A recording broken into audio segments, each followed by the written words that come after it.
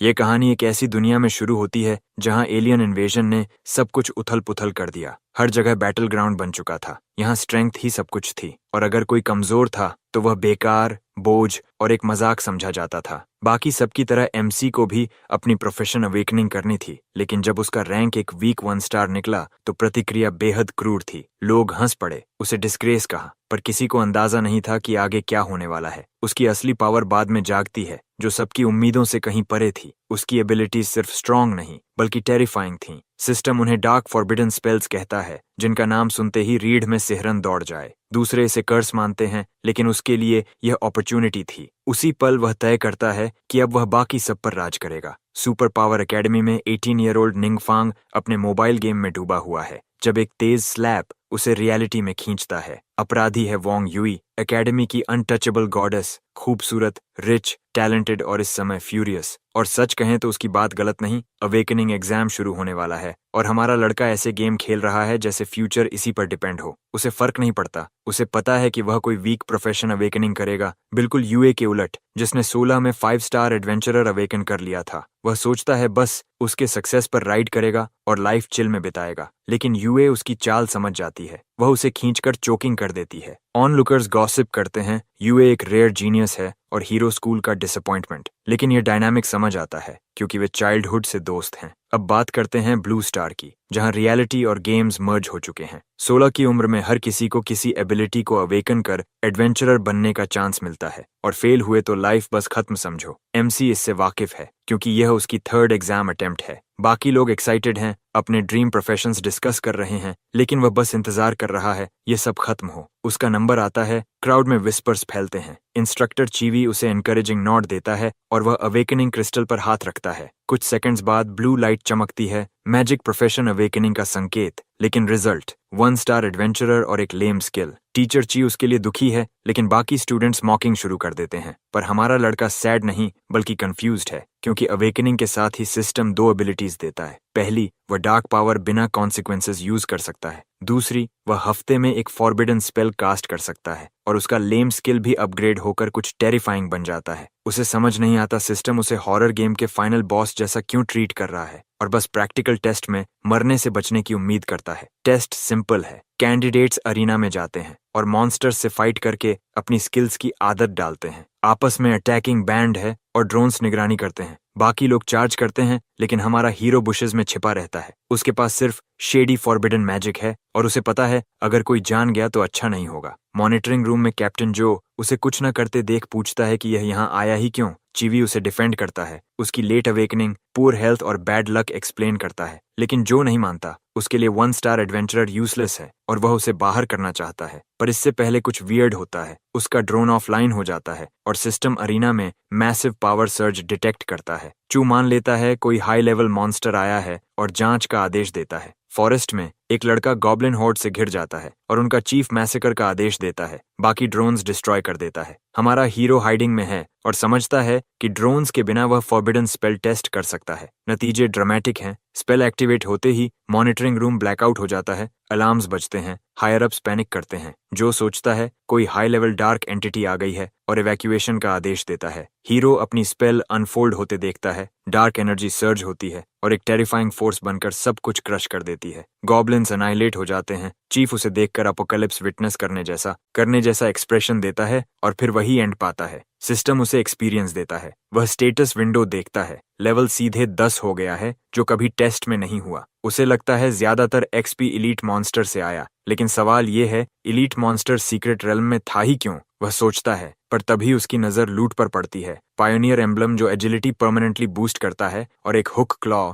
दोनों orange grade, rare और expensive. Claw बेचकर वह रिच हो सकता है और वह पैसे में रोलिंग डे ड्रीमिंग शुरू कर देता है, लेकिन अनाउंसमेंट कैंडिडेट्स को वापस बुलाती है। तभी डार्क फोर्स उसे घेर लेती है और ट्रैप्स उठ खड़े होते हैं। वह तुरंत टेलीपोर्टेशन स्क्रोल एक्टिवेट कर एस्केप कर जाता है। रीग्रुपिंग होते ही कैप्टन जो सभी को सिटी लौटने का आदेश देता है। सही भी है, मिलकर भी वह रेल्म की एंटिटी से नहीं लड़ सकते। रीइंफोर्समेंट्स का इंतजार करते हुए डार्क एनर्जी अचानक वैनिश हो जाती है और मॉन्स्टर्स रेल्म से बाहर नहीं आ सकते। चिवाई समझ जाता है मामले उनके पे ग्रेड से ऊपर हैं और रिपोर्ट करने निकल पड़ता है। हमारा हीरो पूछना चाहता है, पर वह उसे जाने को कह देती है। रास्ते में उसे वोंग यूई से कुछ आंसर्स मिलते हैं। एकेडमी मिस्टीरियस डार्क पावर की वजह से बंद हो गया है। वह सोचता है वह फोर्स एलीट मॉन्स्टर से थी या कुछ और था। यू उसके एक्सप्रेशन को ट्रॉमा समझती है और रीअश्योर करती है कि उसकी डिफेंसिव स्पेल्स सोलो कॉम्बैट के लिए खराब हैं, इसलिए वह उसके ग्रुप में होगी। हीरो कंसर्न अप्रिशिएट करता है लेकिन मना कर देता है क्योंकि वह फॉरबिडन मैजिक दिखा नहीं सकता, पर यूए उसे चॉइस नहीं देती, बस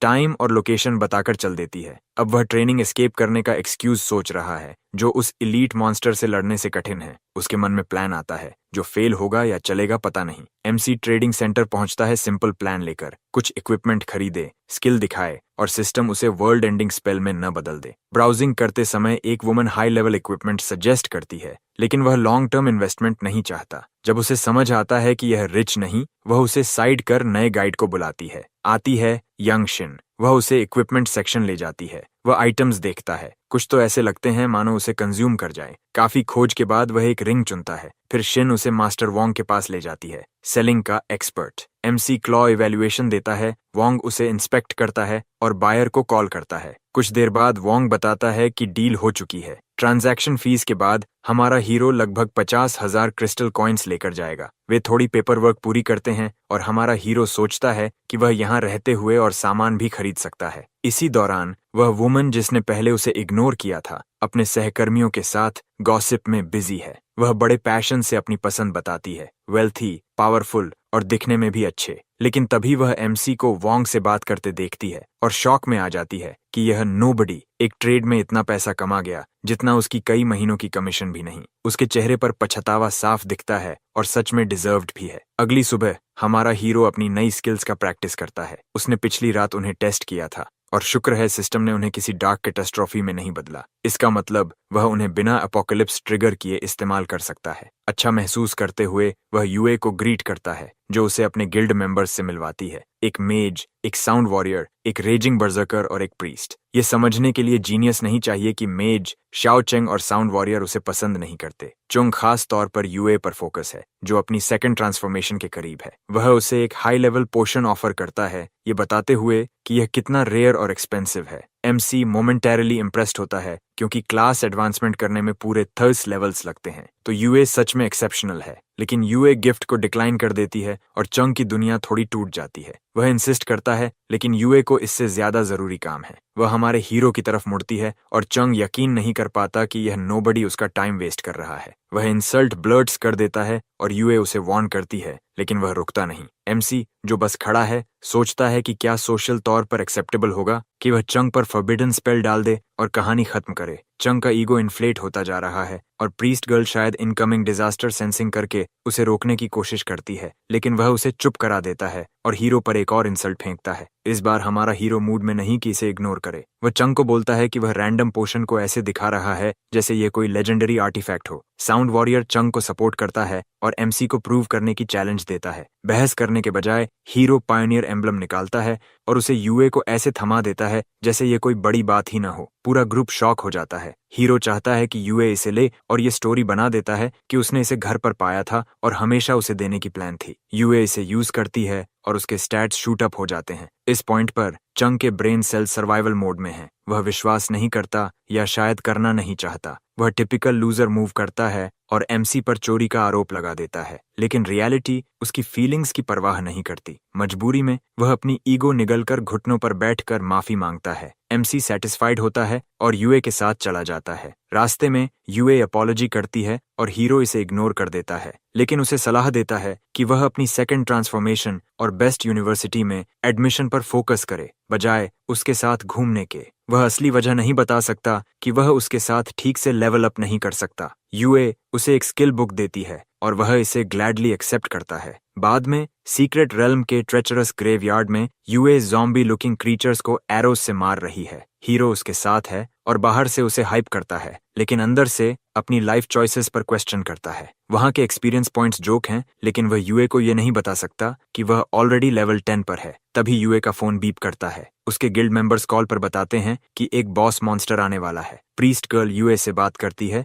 जबकि चंग पीछे चैटर कर रहा है। यूए एमसी की तरफ रीअश्योरेंस के लिए देखती है और वह उसे जाने का अप्रूवल देता है। वह उससे सेफ जोन में वेट करने को कहती है और चली जाती है। अब अकेला हमारा हीरो अपना काम कर सकता है, सीधे खतरे की तरफ दौड़ना। उसने 2 नई स्किल्स सीखी हैं, लेकिन पैथेटिक स्किल स्लॉट लिमिट के कारण वह एक बार में सिर्फ 3 इस्तेमाल कर सकता है और यूए की दी हुई फैंसी स्किल बुक लेवल 15 से पहले यूजलेस है। ग्रेवयार्ड के दूसरे हिस्से में एक आदमी रिपोर्ट करता है कि बिग बॉस हाई टावर में दिखा है, जो सीक्रेट रेल्म के अंदर गहरे है। वहां पहुंचना आसान नहीं होगा क्योंकि मॉन्स्टर्स आसपास भरे हैं, इसलिए सबको सावधान रहने की वार्निंग देता है। तभी एक्सप्लोजन एरिया हिला देता है। आगे देखते हैं, एक और एडवेंचरर टीम ऑलरेडी चार्ज कर रही है और बेशक यह यूए की ग्रुप होती है। ग्रेवयार्ड के अंदर एमसी फॉरबिडन स्पेल्स की मदद से टावर तक पहुंच चुका है। उसके सामने बिग बॉस खड़ा है, पूरा मेनेसिंग। बॉस एक मैजिकल अटैक फेंकता है और मैसिव एक्सप्लोजन होता है, लेकिन हीरो उसे आसानी से डॉज करता है। जवाब में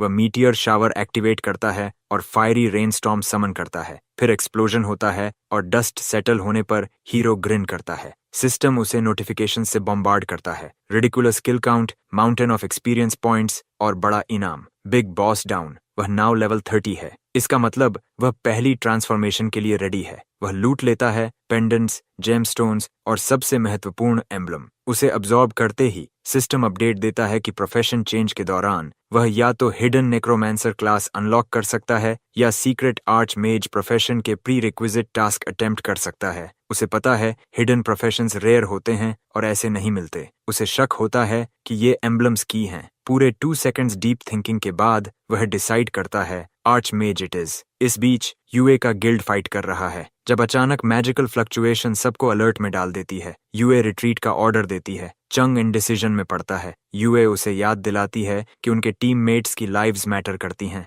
चंग पीछे हटता है और अपनी बैड लक को कोसता है। यूए हीरो से कांटेक्ट करने की कोशिश करती है, लेकिन उसे मैसेज मिलता है कि वह अर्जेंट मैटर्स के कारण चला गया। ग्रेवयार्ड का काम खत्म करके एमसी प्रोफेशन चेंजिंग हॉल पहुंचता है। वह हेल्प के लिए समवन ढूंढता है। एक वुमन आती है, उसकी डिटेल्स रजिस्टर करती है और उसे मेज प्रोफेशन चेंज रूम में ले जाती है। जाते वक्त वह कैप्टन जो से मिलती है, जो उसे ग्रेवयार्ड इंसिडेंट के बारे में अपडेट करता है। अपेरेंटली किसी ने एरिया में भारी तबाही मचाई और threat level demon king class या उससे ऊपर है, इसलिए वह लोन शैडो की इंटरवेंशन चाहता है। हीरो का पहला टास्क एक आर्च मेज के रूप में रेडिएंट टेम्पल से डिवाइन एम्बलम लाना है। नेक्रोमैंसर के मिशन किसी टूम में घुसकर क्राउन चुराने की तुलना में यह बेसिक वार्म अप है। उसके पास इसे पूरा करने के लिए 3 डेज हैं और यह प्री रेक्विजिट है, इसलिए वह बिना सोचे एक्सेप्ट करता है और हॉल से निकल जाता है। बाहर एक वुमन उसे फेयरवेल कहती है। अजीब बात, वह पहले वाली नहीं है। वह इस पर ध्यान नहीं देता। ग्रेवयार्ड में पहले वाली वुमन सूलन कैप्टन जो के साथ है, लेकिन वह कोई ऑर्डिनरी इन्वेस्टिगेटर नहीं। वह लोन शैडो की कैप्टन है, एक सीक्रेटिव ऑर्गेनाइजेशन जो डार्कनेस की पावर वील्ड करती है और मिस्टीरियस क्लासिफाइड मिशंस करती है। वह सीन एनालाइज करती है और डार्क एनर्जी महसूस करती है, लेकिन कोई क्लू नहीं पाती और कंक्लूड करती है कि जिसने यह डिस्ट्रक्शन की है वह बिना ट्रेस के वैनिश हो चुका है। कैप्टन जो को शक है कि यह इंसिडेंट रीसेंट डिस्टर्बेंसेस से जुड़ा है। लीन श्योर नहीं है, लेकिन ज्यादा सपोर्ट और गाइडेंस की सलाह देती है। एक आदमी थ्योरी देता है कि शायद कल्प्रिट कोई मॉन्स्टर है। वह तुरंत सेंस करती है कि वह सटली हिंट कर रहा है कि लोन शैडो के लोग मॉन्स्टर से अलग नहीं। वह आदमी अपनी गलती रियलाइज करके माफी मांगता है, लेकिन असली खतरा लोन बताती है कोई ऑर्डिनरी मॉन्स्टर नहीं, वह डीमन किंग लेवल से भी आगे है। कुछ ऐसा जिसे नॉर्मल ह्यूमन हैंडल नहीं कर सकता। वह शैडोज में छिपा है और उन्हें उसे ढूंढना होगा इससे पहले कि वह ग्रैंड रीअपीयरेंस करे। इसी समय हमारा हीरो अपने अपार्टमेंट में बैठकर अपनी नई अनलॉक्ड स्किल्स की समीक्षा कर रहा है। अब जब वह लेवल 30 पर पहुंच गया है, उसे 4 एक्स्ट्रा स्किल स्लॉट्स मिले हैं, जिसका मतलब है कि अब वाकई उन बुक्स का उपयोग करने का समय आ गया है जो यूए ने उसे दी थी, बजाय उन्हें धूल जमा करने देने के। पहली स्किल अपने आप फॉरबिडन स्पेल के साथ फ्यूज होकर एक शील्ड स्पेल में बदल जाती है। यह एक पैसिव एबिलिटी है जो उसे डैमेज मिलने पर एक्टिवेट होती है और एक लिमिट तक अटैक्स अब्सॉर्ब करती है। अगली स्किल वह चेक करता है जो फॉरबिडन स्पेल्स के साथ मर्ज होकर उसकी अर्थ बेस्ड स्पेल्स को कुछ % तक बूस्ट करती है, जो अच्छा है, लेकिन उसके लिए अभी भी पर्याप्त नहीं। इसलिए वह और स्किल बुक्स लेने के लिए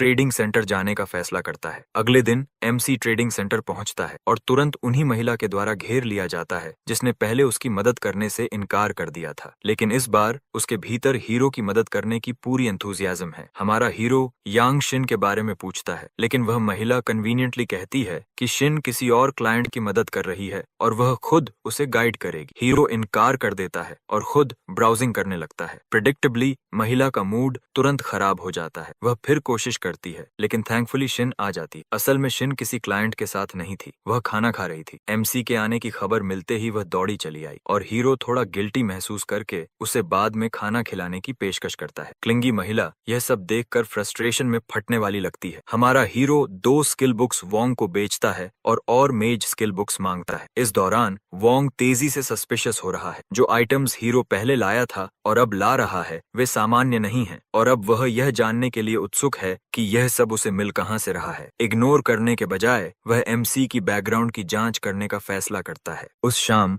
हीरो और शिन साथ में डिनर करते हैं। खाना खत्म होने पर वह बिल भरने के लिए हाथ बढ़ाता है, लेकिन पता चलता है कि शिन पहले ही पेमेंट कर चुकी है। वह पूछता है क्यों, लेकिन शिन मुस्कुरा देती है और सीक्रेट रखती है। हीरो उसे घर छोड़ने की पेशकश करता है, लेकिन वह मना कर देती है क्योंकि उसे कहीं और जाना है। असल में वह हॉस्पिटल जा रही है जहां उसके पिता एडमिट हैं। हीरो की सहायता करके जो कमीशन उसे मिली है उससे वह 1 महीने के मेडिकल खर्च पूरे कर सकती है, लेकिन किस्मत कुछ और सोच रही है। रास्ते में अचानक कुछ भयानक होता है। मॉन्स्टर्स सेफ जोन के अंदर प्रकट हो जाते हैं। वह टैक्सी से उतरती है और शॉक में उन्हें देखती है। शिन एक 1 स्टार मेज है और वह मॉन्स्टर्स को रोकने की पूरी कोशिश करती है, लेकिन उसकी शक्ति काफी नहीं है। वह मुश्किल से खुद को बचा पाती है। तभी एक क्रीचर उसे मारने के लिए झपटता है। ठीक उसी समय एक ब्लेड हवा चीरते हुए आता है और उस क्रीचर को काट देता है। यह कैप्टन जो है और वह एक नजर चारों ओर के केओस पर डालकर समझ जाता है कि हालात बहुत बिगड़ चुके हैं। सीक्रेट रेल्म रियलिटी के साथ मर्ज हो रहा है और ये मॉन्स्टर्स 1 स्टार लीग से बाहर हैं। उसके दिमाग में पहले हुई कॉन्वर्सेशन फ्लैश होती है, शहर में छिपे एक रिडिकुलसली ओवरपावर्ड मॉन्स्टर के बारे में। इससे पहले कि वह ज्यादा सोच सके, एक हमला उसकी तरफ आता है। वह समय रहते डॉज करता है और देखता है एक आदमी जो इतनी एरोगेंस फैला रहा है कि किसी सेल्फ प्रोक्लेम्ड विलन जैसा लगे। जो मानता है वह म्यूटेंट है, लेकिन वह आदमी इसे इंसल्ट मानता है। वह दावा करता है कि वह डार्कनेस का चोजन वन है। जो के पास डिबेट करने का समय नहीं है।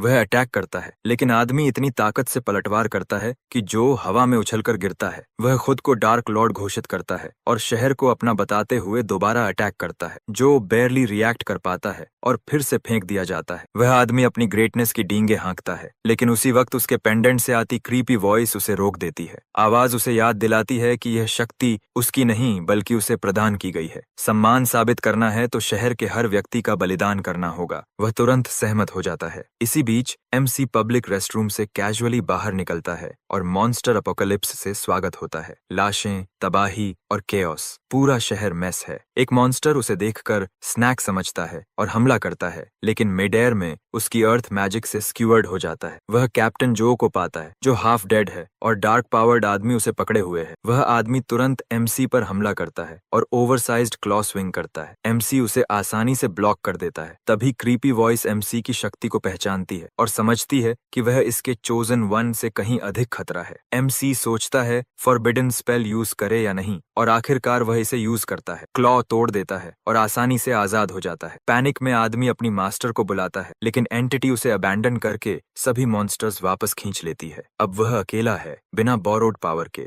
म्यूटेंट्स वे लोग हैं जो अवेकनिंग के दौरान लकी होकर डार्कनेस से लिंक्ड हिडन प्रोफेशन हासिल कर लेते हैं। वे समान लेवल पर आम लोगों से स्ट्रॉन्गर होते हैं, लेकिन डार्कनेस की सुरक्षा के बिना मर जाते हैं। हमारा हीरो एक म्यूटेंट को खत्म करने के बाद बेवजह दुख मनाने में समय नहीं लगाता और उसे लूट करके घर चला जाता है। इसी दौरान एक लड़की सूलन को रिपोर्ट करती है कि मॉन्स्टर्स रिट्रीट हो गए हैं और सीक्रेट रेल्म का गेट गायब हो गया है। लान सोच में पड़ जाती है। पिछले कुछ दिन अजीब घटनाओं से भरे हैं जो अचानक होती हैं और गायब हो जाती हैं। उसे समझ नहीं आता वे क्या कर रहे हैं। लड़की बताती है कि अधिकांश जगह कंट्रोल में है, लेकिन साउथ साइड बुरी तरह प्रभावित है। कैजुअलिटीज हाई हैं और वहाँ की टीम का स्टेटस अज्ञात है। लैन खुद जाकर देखने का फैसला करती है और साउथ साइड पहुंचती है, जो कैप्टन जो का क्षेत्र है। वहाँ चोजन वन की लाश स्टैचू की तरह पड़ी है, पेट छेदों से भरा, जैसे किसी ने टारगेट प्रैक्टिस की हो। एक आदमी ड्वान आता है और देखता है कि वैल्यूबल चीजें ऑलरेडी लूट हो चुकी हैं। तभी लान आती है। ड्वान खुद को एक ऑर्गेनाइजेशन का सदस्य बताता है जो पूरी तरह शैडो में ऑपरेट करने वाले फाइटर्स से बनी है। लान उनकी रेपुटेशन जानती है। ड्वान बताता है कि यह डेड बॉडी कभी उनका ही सदस्य था, जब तक उसने बिट्रेयल नहीं किया। उसी ने सीक्रेट रेल्म को रियलिटी में तोड़ने में मदद की, जिसके चलते मॉन्स्टर्स ने उनके कैंप का सफाया कर दिया। कुछ लकी लोग बच निकले। ट्रेटर को किसने मारा, यह मिस्ट्री है। लायन को लगता है कैप्टन जो थर्ड ट्रांसफॉर्मेशन का पावर हाउस है, फिर भी उसकी सेना का यह हाल हुआ।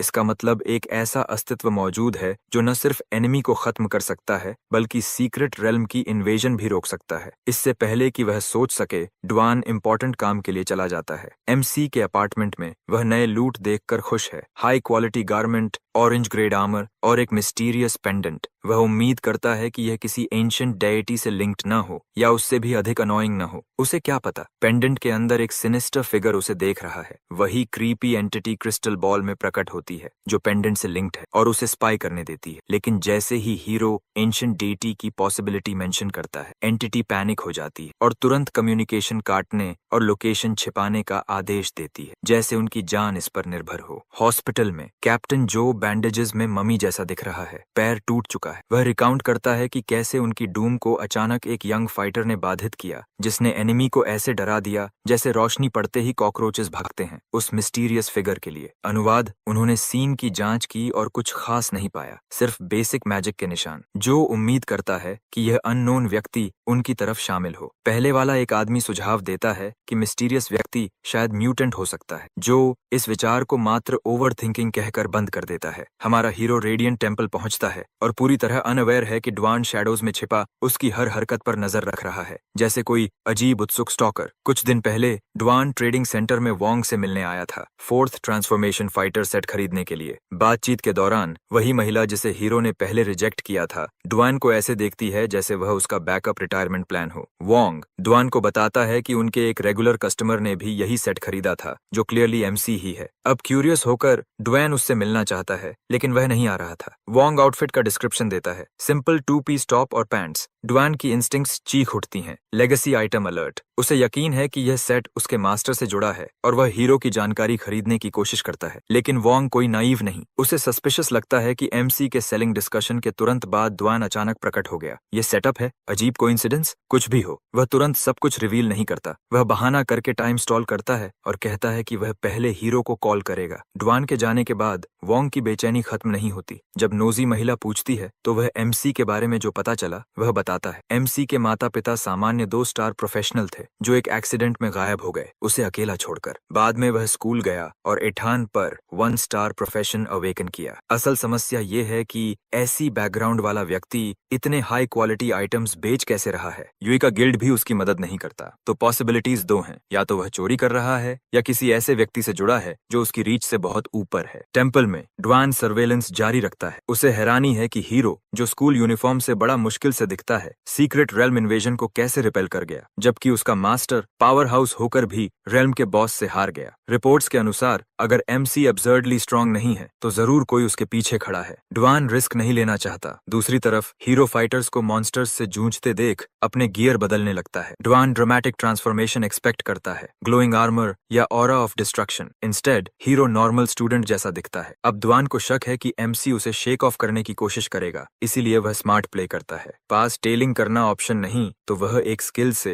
हीरो की लोकेशन मार्क कर देता है। टेम्पल में प्रवेश करते ही कोई उस पर अटैक करता है, लेकिन उसके सामने बैरियर फ्लेयर होकर अटैक ब्लॉक कर देता है। ड्वान स्टन्ड। और उससे भी बिजार यह कि आसपास के मॉन्स्टर्स हीरो को देखते ही भाग जाते हैं। फिर हीरो एक मैसिव आदमी से मिलता है जो फ्रोजन है और पसीने से भीगा हुआ। टास्क गाइड चेक करने पर पता चलता है कि यह लड़का महत्वपूर्ण नहीं है, तो वह बस उसके पास से गुजर जाता है। अंदर वह एक हिडन चेंबर पहुंचता है जहां 6 पंखों वाला एंजल खड़ा है। हीरो को देखते ही एंजल कुछ अनएक्सपेक्टेड करता है, वह भाग जाता है। हीरो कंफ्यूज्ड होता है, वह ग्रैंड बैटल एक्सपेक्ट कर रहा था, लेकिन टेम्पल बॉस भाग रहा है। दुर्भाग्य से एंजल के पास भागने की जगह नहीं। हीरो इसे खत्म करने का फैसला करता है। वह टावर के ऊपर थंडरस्टॉर्म समन करता है। लाइटनिंग एंजल को एनगल्फ कर देती है। टेम्पल कोलैप्स हो जाता है और ड्वान शॉक में खड़ा रह जाता है। हीरो खुश नहीं, क्योंकि बिना फर्स्ट ट्रांसफॉर्मेशन के उसकी रैंक नहीं बढ़ रही और एक्सपीरियंस पॉइंट्स बेकार है। असली फायदा डिवाइन एम्बलम है, जो टास्क कंप्लीट होने का संकेत है। वह निकलने की सोचता है, लेकिन तभी ड्वान पागलों की तरह उस पर चार्ज करता है। हीरो फ्लिंच करता है। उसे डर है कि डार्क पावर रिवील न हो जाए, लेकिन ड्वान उसे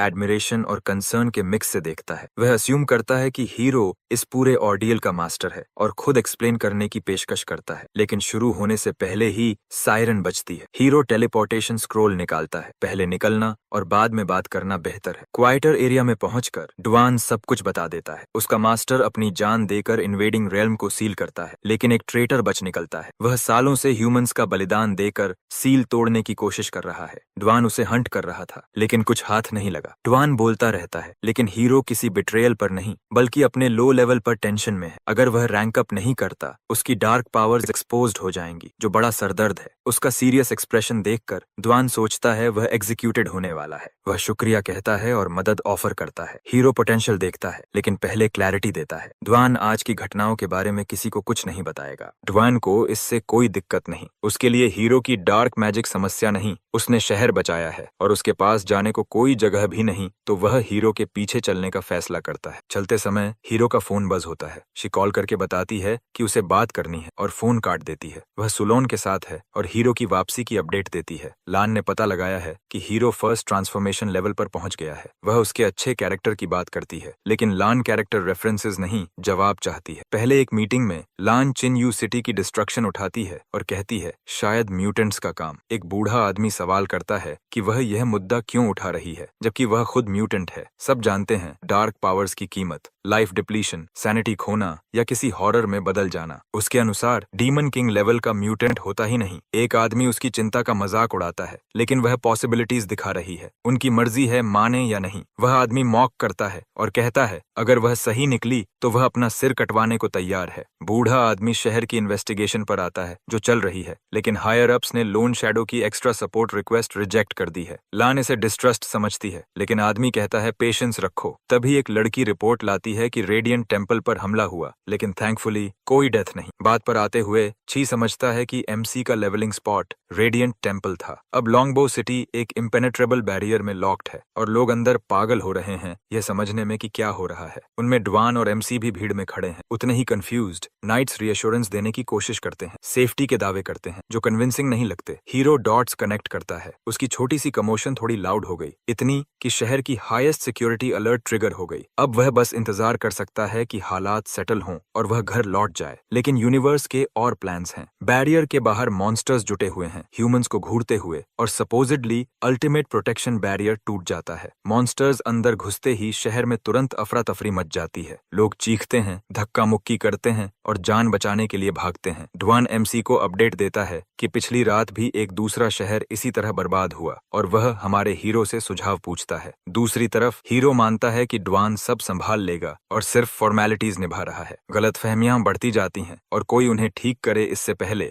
ड्वान यह समझ लेता है कि यह टेस्ट है और एमसी उसकी क्षमता देखना चाहता है। इसलिए बिना किसी चर्चा के वह आगे बढ़ जाता है। हमारा हीरो टेंशन में नहीं है, इतने लोग आसपास हैं, इतनी नजरें हैं। इस समय खुद को हाईलाइट करना ठीक नहीं। उसे लगता है ड्वान को डील करने देना बेस्ट है। गार्ड्स कोशिश करते हैं लड़ने की, लेकिन मॉन्स्टर्स उन्हें छूने से पहले ही चीर देते हैं। मॉन्स्टर लीडर इस पैथेटिक प्रदर्शन से निराश है। अगर यही इंसानों की ताकत है तो उसे उन पर गुस्सा निकालना चाहिए। हमले के लैंडिंग से ठीक पहले ड्वान उसे रोक देता है। शहर से उसे इतना लगाव नहीं, बल्कि वह एमसी के सामने खुद को साबित करने में बिजी है। हीरो दूसरी तरफ क्रिंज रोकने की कोशिश कर रहा है, क्योंकि ड्वान लगातार उसे मास्टर कहकर बुला रहा है। मॉन्स्टर लीडर को आखिरकार कोई योग्य प्रतिद्वंदी मिला, लेकिन एक्साइटमेंट जल्दी मर जाती है। ड्वान मूव करता है और लीडर कट जाता है। क्राउड स्टेयर करती है। किसी ने भी इस स्तर की ताकत की उम्मीद नहीं की थी। सच ये है, ड्वान बेहद स्ट्रांग है। वह लेवल 130 के ऊपर है, एक सीक्रेट वॉरियर जिसके पास हाई स्टार हिडन प्रोफेशन है। हीरो भी मानता है कि वह खास है, हालांकि वह यह भी सोचता है कि यह पागल उसकी छाया बनकर आखिर क्यों घूम रहा है। डार्क लॉर्ड रिट्रीट करने का फैसला करता है। लीडर के खत्म होने के बाद ड्वान हीरो की तरफ मुड़कर अगले आदेश का इंतजार करता है, लेकिन हीरो पहले से ही संतुष्ट है। ड्वान मॉन्स्टर लीडर द्वारा गिराया गया ऑरेंज कलर का लूट देता है।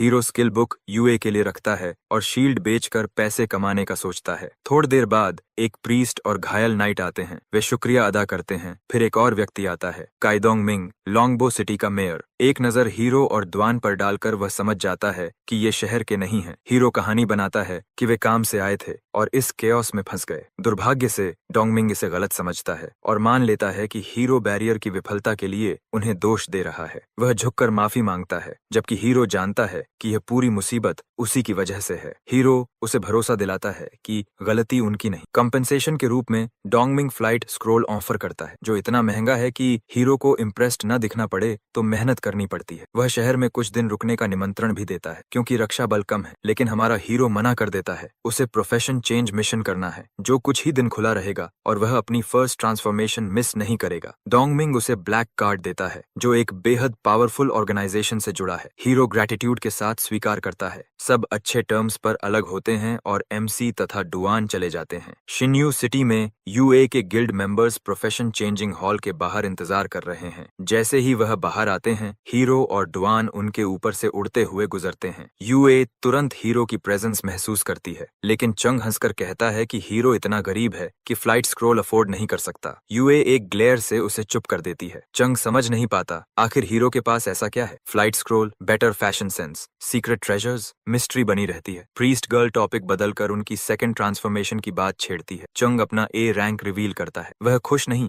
लेकिन साउंड वॉरियर और बजर्कर उसे चीयर करते हैं। अब सबकी नजर यूए पर है। वह चुप रहती है, जिससे सब चिंता करने लगते हैं। चंग अपने टाइनी ब्रेन से अस्यूम करता है कि यूए का रैंक लो आया है और वह शर्म से कुछ नहीं बोल रही। वह कहता है कि वह उस पर भरोसा कर सकती है। तंग आकर यूए बताती है कि उसे चिंता उसकी नहीं करनी चाहिए क्योंकि वह ए है और वह एस। पूरा ग्रुप फ्रीज। चंग, जो सुपीरियोरिटी में तैर रहा था, अब स्पीचलेस है। और सबसे बड़ा ट्विस्ट, यूए ने यह बात इसलिए पहले नहीं बताई क्योंकि उसकी मिशन ने हिडन प्रोफेशन अनलॉक कर दिया, इतना रेयर कि उसने कभी सुना तक नहीं। चंग के लिए यह समझ पाना कठिन है। प्रोफेशन अवेकनिंग पर तय होता है, फिर कैसे यूए ने मिड रेंज में हिडन अनलॉक किया। यह सब तब शुरू हुआ जब यूए प्रोफेशन चेंजिंग रूम में थी। उसने हीरो से पायनियर एम्बलम पाया, जिसे वह सिंपल गिफ्ट समझती थी, लेकिन यूज करते ही उसका प्रोफेशन स्विफ्ट आर्चर से शैडो ऑफ द वैनगार्ड बन गया। पहले कंफ्यूजन, फिर और कंफ्यूजन। अंत में वह यह निष्कर्ष निकालती है कि हीरो जानता था ऐसा होगा। बिना ओवर थिंकिंग या सोचने के वह चेंज स्वीकार कर लेती है। वह सबको समझाती है। चंग विश्वास नहीं करता। यूए के पास उसे समझाने की पेशेंस नहीं। बाकी इग्नोर करते हैं, जबकि चुन चुपचाप जल रहा है। वह एम्बलम को ढूंढकर सच्चाई साबित करने का फैसला करता है।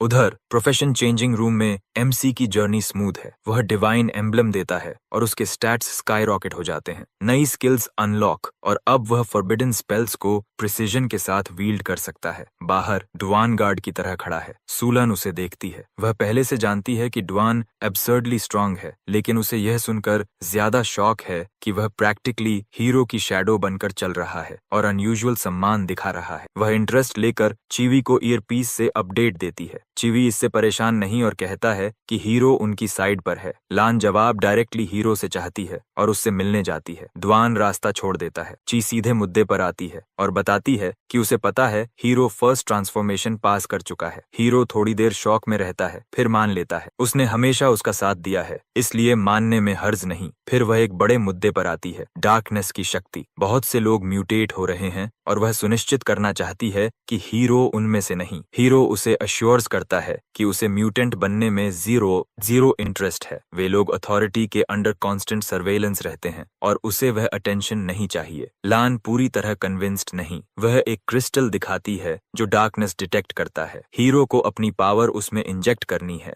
वह हिचकता है। लान नोटिस करती है, लेकिन वेट करती है। अंत में वह करता है और क्रिस्टल एक्सप्लोड हो जाता है। दोनों शैटर्ड पीसेस को देखते रह जाते हैं। लान के अनुसार क्रिस्टल करप्शन मापता है। हल्का tremor, mild contamination, violent shake, serious problem. लेकिन एक्सप्लोजन? लान कन्वीनियंटली यह बताना भूल गई कि इसका मतलब क्या है। हीरो उसे ट्रस्ट करने को कहता है। इतने सालों से उनका रिश्ता है। उसकी बात लान के दिल को छूती है और वह उसके ट्रैजिक पास्ट को याद करती है, लेकिन ड्यूटी कॉल करती है। उसे रिपोर्ट करना ही होगा, चाहे गिल्ट हो। हीरो समझता है, लेकिन चिंतित है। अगर चीजें बिगड़ती हैं, वह सिटी छोड़ने पर विचार कर रहा है। जाने से पहले लान उसे एक स्किल बुक गिफ्ट देती है। हीरो बदले में उसे सेक्रेड विंग देता है, उसके ऑलवेज सपोर्ट करने के लिए अप्रिशिएशन मोटिवेशन के तौर पर। इसके साथ वह चल देता है और ची के पास इसे स्वीकार करने के अलावा कोई विकल्प नहीं रहता। बाद में वह एडवेंचरर्स ऑफिस पहुंचती है लान को अपडेट करने के लिए। उसे चिंता है कि अथॉरिटीज एमसी को खतरे के रूप में देख सकती हैं, लेकिन लान सोचती है कि जब वह पहले ही उनकी समझ से आगे निकल चुका है तो उसे उकसाना शायद बहुत बुरा विचार होगा। इसके बजाय वह तय करती है कि उसे प्रोवोक करने से बेहतर है नेगोशिएट करना। वह किसी भी इन्वेस्टिगेशन को रोकने और हमारे हीरो से जुड़ी सारी जानकारी सील करने का आदेश देती है। भी यही सोच रखती है।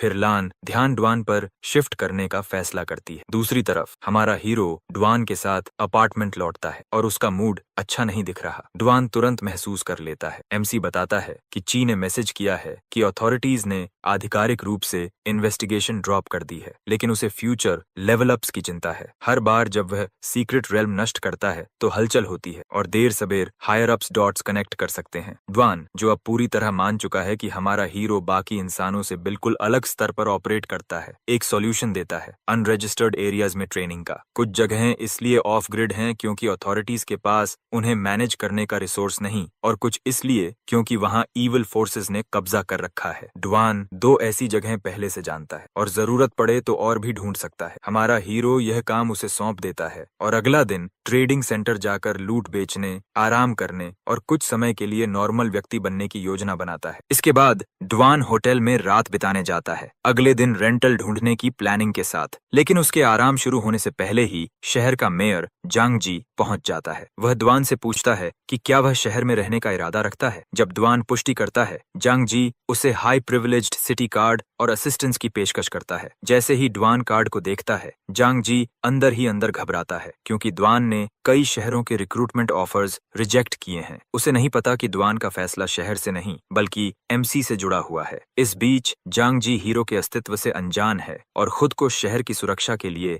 ऐसे मूल्यवान एसेट को हासिल करने पर बधाई दे रहा है। हमारा हीरो इतने देर से गेम में ग्लूड है कि उसे समय बीतने का एहसास भी नहीं होता। थोड़ा ब्रेक लेने पर वह क्लास ग्रुप चैट देखता है जो अभी भी गर्म है। जिज्ञासा से खोलकर देखता है। सब पावर लेवल्स, एबिलिटीज इवॉल्व करने और उस ड्रेडेड कॉलेज एंट्रेंस एग्जाम की चिंता में है जिसके लिए कम से कम एक ट्रांसफॉर्मेशन जरूरी है। आयरनी यह है कि हीरो पहले वह व्यक्ति था जिसे इन चीजों से फर्क नहीं पड़ता था। फिर भी कुछ दिनों में वह सबसे आगे निकल गया बिना कोशिश किए। फिर अचानक कोई यूए फैन बॉय उसे मॉक करता है कि वह गेम खेलकर टाइम वेस्ट कर रहा है। चिवाई उसे मैसेज करती है कि उस लाउड माउथ को इग्नोर करे। जैसे ही माहौल शांत होता है, कोई सीक्रेट रेल्म इन्वेजन की खबर डाल देता है। तब हीरो सोचता है कि उसे उस क्रीपी डार्क एंटिटी को पहले ही निपटा देना चाहिए था। मजेदार बात, कहीं शैडो में वह एंटिटी छींके मारती है। अगली सुबह ट्रेडिंग सेंटर में वह महिला शिन को इंजरी के बावजूद काम पर आने के लिए डांटती है और क्योंकि इरिटेटिंग होना उसका फुल टाइम काम है, वह हीरो को भी इंसल्ट करना शुरू कर देती है। शिन उसे डिफेंड करती है, लेकिन वह आज एक्स्ट्रा टॉक्सिक होकर एमसी के पास्ट को खोदकर मजाक उड़ाने लगती है। इससे पहले कि सीन बिगड़े, जमीन उसके बगल में स्पाइक होकर उठती है और वह मुश्किल से बचती है। गेस कौन आया? हमारा हीरो, जिसने सब सुना और चुप रहने का ऑप्शन ड्रॉप कर दिया। महिला तुरंत समझती है कि कर्मा तेजी से काम करता है और विक्टिम मोड में चली जाती है। वह गार्ड्स के लिए चिल्लाती है जैसे उसकी जान खतरे में हो। शिन हीरो से कहती है कि कुछ गलत होने से पहले चले जाएं, लेकिन एमसी उसे कहता है कि चिंता मत करो। ठीक समय पर वोंग गार्ड्स के साथ आता है, पूरा अथॉरिटी मोड में। हीरो बिना समय गंवाए वोंग को कॉल आउट करता है, उसके पीछे जासूसी करने, उसे थीफ लेबल करने और लो बजट डिटेक्टिव बनने के लिए। वोंग प्रिटेंड करता है कि वह बहुत इंपॉर्टेंट है और गार्ड्स को उसे अरेस्ट करने का आदेश देता है, लेकिन हीरो सुप्रीम ब्लैक कार्ड निकाल देता है। गार्ड्स उसे देखते ही रुक जाते हैं और वोंग तथा महिला स्टन्ड रह जाते हैं। फिर भी वोंग अपनी ईगो में पूछता है कि हीरो के पास कार्ड आया कहां से। हीरो बस कहता है कि खुद इन्वेस्टिगेट कर लो, क्योंकि वह अपेरेंटली इतना बड़ा मास्टर इन्वेस्टिगेटर है। वोंग फ्रस्ट्रेटेड होकर महिला को कहता है कि हीरो पर नजर रखे, जबकि वह किसी को कॉल करता है। बाहर लोग कंफ्यूज्ड हैं कि गार्ड्स रास्ता क्यों ब्लॉक कर रहे हैं। इस बीच डोंग मिंग, जिसे HQ से खबर मिल चुकी है, वोंग से डिटेल मांगता है। वोंग रियलाइज करता है कि वह मुसीबत में है और इसे मिसअंडरस्टैंडिंग बताने की कोशिश करता है, लेकिन डोंग मिंग मानने वाला नहीं। फ्यूरियस होकर वह वोंग को डांटता है कि उसने MC को ऑफेंड किया, जिसे वह काफी एफर्ट से पसंद बनाने की कोशिश कर रहा था। अपनी स्टुपिडिटी के नीचे कुचलने से बचने के लिए वोंग स्ट्रैटेजी बदलता है। वह स्टंड खड़ा रहता है, शायद अपनी लाइफ चॉइसेस पर सवाल करते हुए। फिर आखिरी डेस्परेट कोशिश में वह ड्वान को कॉल कर उसे इस मेस में घसीटने की उम्मीद उम्मीद करता है। हीरो और शिन ट्रेडिंग सेंटर में इंतजार कर रहे होते हैं जब डोंगमिंग और डुआन अंदर आते हैं। उनकी तीखी नजरें उस महिला को फ्रीज कर देती हैं, जैसे उसे एहसास हो गया हो कि उसने गलत लोगों से पंगा ले लिया। वह वोंग की तरफ देखती है, जो ऐसा लगता है जैसे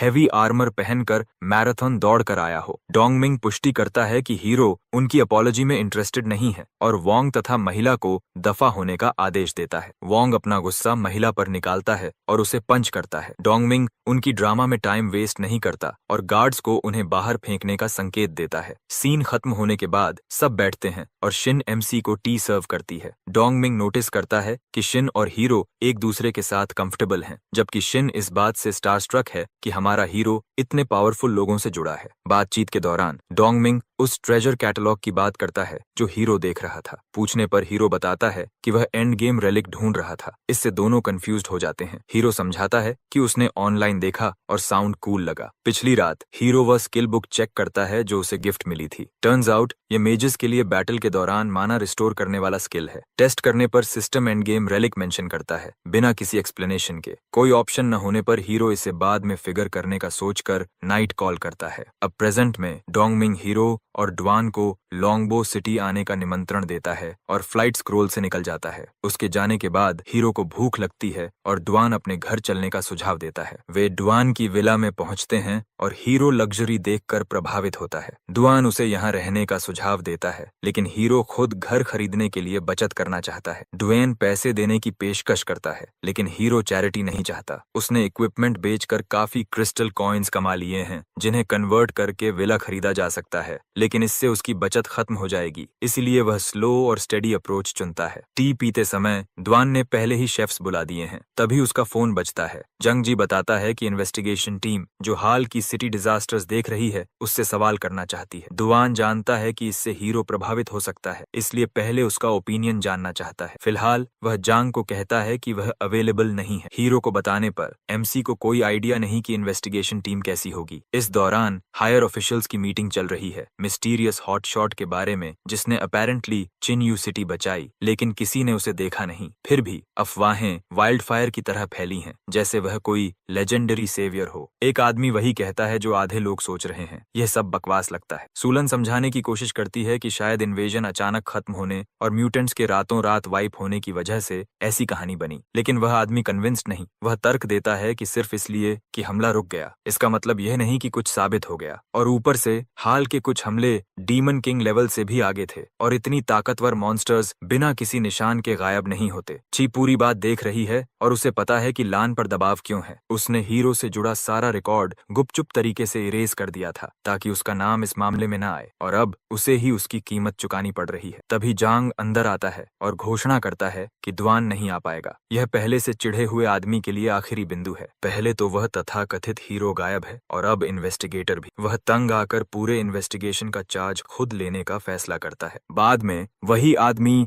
आईवे टूम पर पहुंचता है, जो सीक्रेट रेल्म में छिपी हुई जगह है। वह जांच के लिए आया है। हालांकि जांच कहना उसकी एक्टिविटी को थोड़ा कॉम्प्लीमेंट देना होगा। हवा में डार्क पावर के अवशेष भरे हैं और आदमी कुछ अप्रत्याशित करता है। उसकी आंखें चमक उठती हैं और इससे पहले कि कोई उसे रोक सके वह उस ओमिनस एनर्जी में डूब चुका है। एक मॉन्स्टर उसके सामने खड़ा है। उधर डुआन की मैंशन में हमारा हीरो अपने मोबाइल गेम में डूबा हुआ है, लेकिन जैसे ही वह जीतने वाला होता है, सिस्टम उसे फाइनल रेलिक के बारे में अलर्ट देता है। वह महसूस करता है कि कोई ऑरा के माध्यम से उससे संपर्क कर रहा है और वह लोकेशन पिन पॉइंट करने पर ध्यान देता है। वह जैकेट उठाता है और निकलने के लिए तैयार होता है। डुआन ठीक समय पर आता है और उसे जाते हुए पकड़ लेता है। एमसी उसे फोन देता है और कहता है कि गेम राउंड पूरा कर दे, जबकि वह निकलता है। ग्रेवयार्ड की ओर जाते हुए हीरो नोटिस करता है कि रेलिक की लोकेशन मैप में मूव हो रही है। ग्रेवयार्ड के एंट्रेंस पर गार्ड्स पहले से ही तनाव में हैं। एक मॉन्स्टर प्रकट हुआ है और उसका शरीर अजीब और घिनौने तरीके से विकृत है, जिसमें वही आदमी विजिबली फंसा हुआ है। बेचारा आदमी मदद की भीख मांग रहा है। इस बीच केओस की वजह से ट्रैफिक रुक चुका है। एमसी टैक्सी से उतरकर खुद आगे बढ़ता है। ग्रेवयार्ड में वे, लान और उसकी असिस्टेंट पहुंचते हैं और मॉन्स्टर देखकर जम जाते हैं। जितना उन्होंने सोचा था यह उससे कहीं ज्यादा खतरनाक है। लान ची की गोद में चोटिल पड़ी है। की हीरो द्वारा दिए गए हाई टेक गियर के साथ पूरी स्पीड पर काम कर रहा है, लेकिन लान की चोटें संभालना उससे भी बाहर है। लैन उठने की कोशिश करती है और ची उसे बुरी खबर देती है कि मॉन्स्टर अब सीधा डाउनटाउन की तरफ बढ़ रहा है। मेयर ने ड्वान को बुला लिया है, लेकिन लान जानती है ड्वान स्ट्रांग है, लेकिन उस चीज के खिलाफ वह बस समय ही खरीद सकेगा। एकमात्र उम्मीद हीरो है, और जैसे यूनिवर्स सुन रहा हो, MC मॉन्स्टर से टकराता है। बीस्ट लपकता है और सीधे डिफेंसिव बैरियर में मुंह के बल टकराता है। वह फ्रीज हो जाता है और कंफ्यूज्ड दिखता है। सिस्टम हीरो को मॉन्स्टर अब्सॉर्ब करने का ऑफर देता है और वह स्वीकार कर लेता है। जैसे ही वह मानता है, उसकी बॉडी में पावर की पागल लहर दौड़ जाती है और उसके सारे स्टैट्स आसमान छू लेते हैं। लेकिन पावर के साथ कुछ अजीब आता है, रैंडम इमेजेस, क्रिप्टिक और अनसेटलिंग। ड्वान एक्शन खत्म होने के तुरंत बाद पहुंचता है और हीरो उसे बताता है कि मॉन्स्टर संभल गया है। ड्वान पास पड़े एक आदमी को देखता है जो क्वेश्चनेबल हालत में पड़ा है। उससे पहले कि वह ज्यादा सोचे, MC उसे क्लीन अप सौंप कर निकल जाता है। बाद में चिन्यू सिटीज प्रिजन में आदमी को बंद कर दिया गया है और वह सच बोलने का फैसला करता है। पता चलता है कि उसने एक डीमन को सीक्रेट रेल्म में ढूंढा, डार्क पावर्स से छेड़छाड़ की और वहां से सब बिगड़ गया। अब पूरा शहर कन्विंस्ड है कि कोई मिस्टीरियस हीरो उन पर नजर रख रहा है। जांग जी सोचता है कि क्या ड्वान ने उस हीरो की झलक देखी, और ड्वान सिर हिलाकर हाँ कहता है। जांग जी रिक्वेस्ट करता है कि वह हीरो से मिलना चाहता है। उसकी प्लान है कि उसे पर्क्स देकर शहर में हमेशा के लिए रख ले, लेकिन ड्वान तुरंत मना कर देता है। हीरो शायद ही कभी दिखता है और सेटल होने वाला टाइप नहीं है, और वैसे भी कोई हीरो है ही नहीं। ड्वान और MC ने चालाकी से सारा क्रेडिट एक इमेजिनरी फिगर पर डंप कर दिया। बिना प्रूफ के जांग उसके शैडो तक नहीं पहुंच सकता। इसे और बिलीवेबल बनाने के लिए ड्वान अश्योरेंस देता है कि हीरो के फैमिली मेंबर्स चिन्यू सिटी में हैं, जिनका वह ख्याल रखता है। ये पूरा झूठ है, लेकिन जांग को ऑफिशियल लगता है। ची और लान भी सपोर्ट करती हैं कि MC डिस्टर्ब नहीं होना चाहता। इस बीच हमारा हीरो आराम से बात ले रहा है, सारी बातें जोड़ते हुए। सो कॉल्ड फाइनल रेलिक्स असल में लंबे समय पहले मरे सीक्रेट रेल्म डीमन लॉर्ड्स के अवशेष हैं। अर्लियर जो ड्रामेटिक इमेजेस उसके दिमाग में आए थे, वह एक डेड डार्क लॉर्ड की बची खुची यादें थीं। उसे थोड़ा स्कैम्ड फील होता है, लेकिन उसे ग्रैंड रेल्म लॉर्ड बनने में कोई इंटरेस्ट नहीं। उसके पास अलग प्लान है। उसे पता है कि रेल्म्स डार्क पावर में डूबे हुए हैं और लगातार लेवल अप होते जा रहे हैं। जब इन्वेडेड टाइमलाइन इसे संभाल नहीं पाएगी, तब गेम ओवर होगा। अभी उसकी टाइमलाइन में कुछ लोग ही 4th ट्रांसफॉर्मेशन तक पहुंच पाते हैं, और वह भी मेसी कल्टीवेशन पाथ की वजह से। प्रोफेशन भी सर्वाइवल के लिए ऑप्टिमाइज्ड नहीं। यह सब उसने डीमन लॉर्ड की मेमोरीज से निकाला। अगर सब यही चलता रहा, ह्यूमैनिटी खत्म। हाँ, वह स्ट्रांग है सर्वाइव करने के लिए, लेकिन मॉन्स्टर इन्फेस्टेड वेस्टलैंड में अकेले बचे रहने का क्या पॉइंट। खुशकिस्मती से हर टाइमलाइन इतनी खराब नहीं है। कुछ ने लड़ाई जीती भी है। उसे आइडिया मिलता है और रिमेन्स इकट्ठा करे, यूजफुल नॉलेज निकाले और उसे फैलाए स्मार्ट तरीके से, वरना टारगेट बन जाएगा। तभी उसका फोन बजता है। वी कॉल कर रही है, डिनर ऑफर करते हुए। कम से कम आज कुछ अच्छा तो हुआ, वह स्वीकार करता है। उससे पहले उसके गिल्ड मेंबर्स यूए और चंग के सेकंड ट्रांसफॉर्मेशन की छोटी पार्टी रखते हैं। चुंग बताता है कि उसने सेलिब्रेशन के लिए प्राइवेट रूम बुक किया है। दुर्भाग्य से यूए पहले से हीरो के साथ प्लान बना चुकी और सेलिब्रेशन अगले रात के लिए पोस्टपोन करने को कहकर चली जाती है। चंग इसे बर्दाश्त नहीं करता। वह उसे एरोगेंट होने का आरोप देता है। हमारा हीरो रोस्टेड लैम का बाइट लेता है और उसे सेवर करता है, जैसे आज का सबसे अच्छा मोमेंट हो, जो उसकी हाल की जिंदगी देखकर सच भी हो सकता है। यूए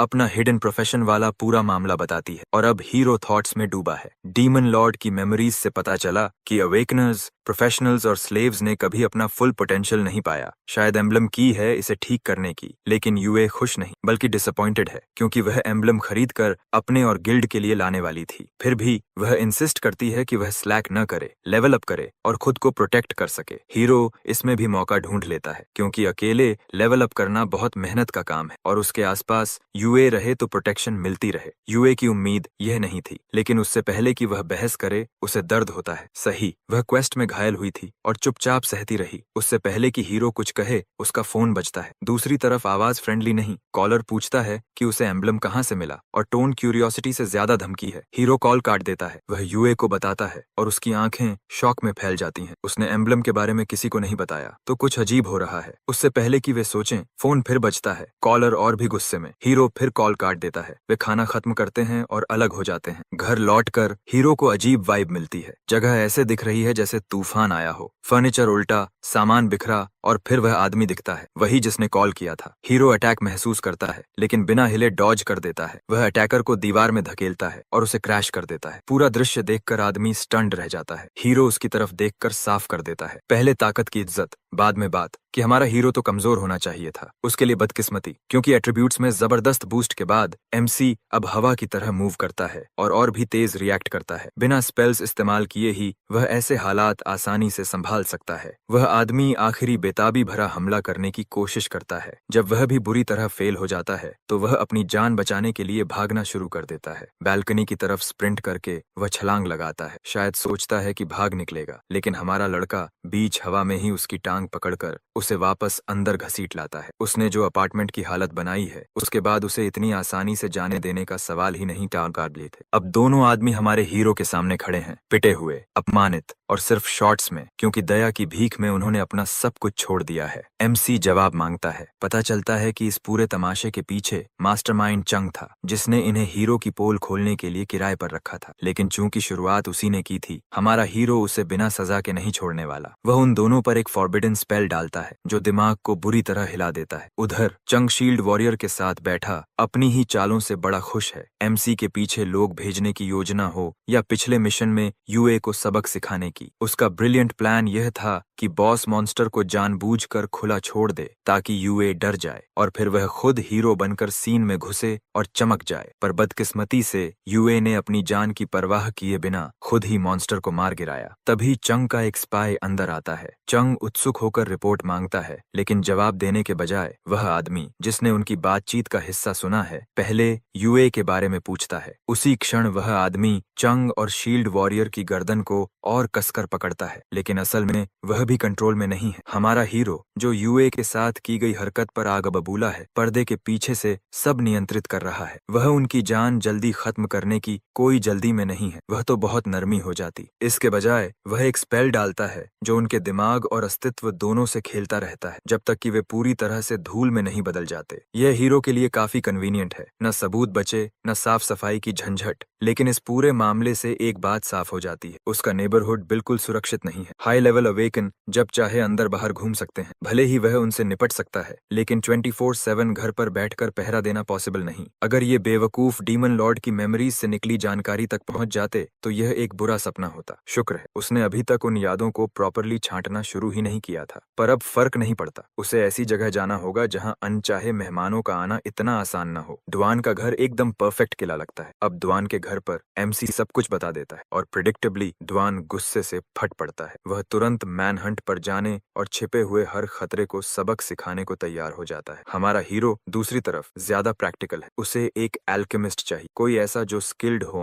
हो, भरोसेमंद हो और किसी जायंट गॉसिप लविंग गिल्ड से न जुड़ा हो। ड्वान को कई टैलेंटेड एल्केमिस्ट्स के बारे में पता है, लेकिन वे सब बड़ी ऑर्गेनाइजेशन से बंधे हैं, जिसका मतलब है बहुत सारे कान और बहुत सारे खतरे। हीरो डीमन लॉर्ड की मेमोरीज से जान चुका है कि उनके पास टॉप टियर एल्केमिस्ट्स थे और उनकी पोशंस इस दुनिया की पोशंस से कई गुना आगे थीं। उसके पास उनकी कुछ प्रिस्क्रिप्शंस हैं, मगर बिना किसी प्रोफेशनल के वे उसके लिए प्राचीन कविता जैसी हैं, समझ से बाहर। और जो कुछ आज हुआ उसके बाद वह और लालची लोग जैसे चैंग अपने आसपास कतई नहीं चाहता। अगली सुबह एमसी को यूए से पता चलता है कि उसके पास एक परफेक्ट कैंडिडेट है। शुअर उसकी गिल्ड की प्रीस्टेस का भाई, जिसे गिल्ड में ज्वाइन करना था, लेकिन उसकी चंग से नहीं बनती थी। खैर, यह तो एक समस्या है जो हीरो ने हमेशा के लिए यूए के लिए हल कर दी है, क्योंकि चंग अब कभी किसी से लड़ाई नहीं करेगा। जब यूए पूछती है कि उसे अचानक एल्केमिस्ट की जरूरत क्यों पड़ गई, हीरो कुछ लेजी बहाने गढ़ देता है। वह मानती नहीं, लेकिन बात को जाने देती है। बाद में एमसी शुई से मिलता है, जबकि यूए और शूटिंग बाहर इंतजार करते हैं। शुई प्रिस्क्रिप्शंस देखता है और नोटिस करता है कि इंग्रेडिएंट्स खास रेयर नहीं, लेकिन रिफाइनिंग मेथड बहुत कॉम्प्लेक्स, इंट्रिकेट और बिल्कुल अलग है, जैसा उसने पहले कभी नहीं देखा। फिर हमारा हीरो बताता है कि यह पोशन एक्सपीरियंस गेन को 100% तक बढ़ा सकती है। यह सुनते ही शुई फ्रीज हो जाता है और शॉक में पड़ जाता है। मार्केट की सबसे महंगी पोशंस मुश्किल से 40% तक पहुंचती हैं और यहाँ फॉर्मूला है जो इफेक्ट को पूरी तरह मैक्स कर सकता है। अगर यह बात बाहर गई तो लो लेवल प्रोफेशनल्स बड़ी आसानी से रैंक अप करने लगेंगे। कुछ ही समय में शुई एमसी से कहता है कि वह थोड़ा इंतजार करे और खुद ऊपर भाग जाता है टेस्ट करने के लिए, तिंग को चाय की ड्यूटी पर छोड़कर। तीनों नीचे बैठकर चाय पीते और बातें करते हैं। सब कुछ नॉर्मल, शांत। तभी ऊपर से बहुत सस्पिशियस आवाजें आने लगती हैं। वे भागकर ऊपर जाते हैं और देखते हैं कि शुई के एक्सपेरिमेंटल स्लाइम्स में से एक भागने की कोशिश कर रहा है और केओस के बीच शुई आगे आता है, किसी मैड साइंटिस्ट की तरह चमकता हुआ, और एक्सपेरिमेंट की सफलता अनाउंस करता है। उसने स्लाइम पर थोड़ी पोशन टेस्ट की और उसे फुल एफिशिएंसी पर एक्सपीरियंस मिला। हमारा हीरो अब ऑलमोस्ट श्योर है कि बाकी फॉर्मूलाज भी उतनी ही अच्छी तरह काम करेंगी। तिंग अपने भाई को घूरती रह जाती है। जो आदमी अपनी लैब को मंदिर की तरह मानता था, वह एक्साइटमेंट में उसे ही तहस नहस कर रहा है। जब सब शांत होता है, शुई लड़कियों से इस सीक्रेट को गुप्त रखने की कसम लेता है और फिर हीरो से उसके नेक्स्ट स्टेप के बारे में पूछता है। लेकिन उससे पहले कि एमसी जवाब दे, उसका फोन बजता है। चीवी का मैसेज है, सिटी अगले हफ्ते सीनियर स्टूडेंट्स को एक सीक्रेट लेवलिंग एरिया में भेज रही है, लेकिन जगह सीमित है, इसलिए हर क्लास को बारी बारी से जाना होगा। ग्रुप चैट तुरंत फट पड़ती है। सब स्टूडेंट्स एक्साइटमेंट और प्लानिंग में लग जाते हैं। अब हीरो की योजना साफ है। वह सबसे पहले खुद पर एक्सपीरियंस पोशंस टेस्ट करेगा और जब वे मार्केट में आएंगी तो जरूर धमाका कर देंगी। लेकिन बड़े प्रॉफिट्स के साथ बड़ी परेशानियां भी आती हैं। लोग जैसे चंग फिर से मंडराने लगेंगे सक्सेस पर मुफ्त में बैठने के लिए। एमसी अपनी मेहनत किसी को थाली में परोसने वाला नहीं। इसके बजाय वह पहले अपने आसपास के लोगों को मजबूत करेगा और अपनी खुद की इन्फ्लुएंस बनाएगा, इससे पहले कि बाकी लोग समझें कि हो क्या रहा है। हीरो सोचता है कि जोजा,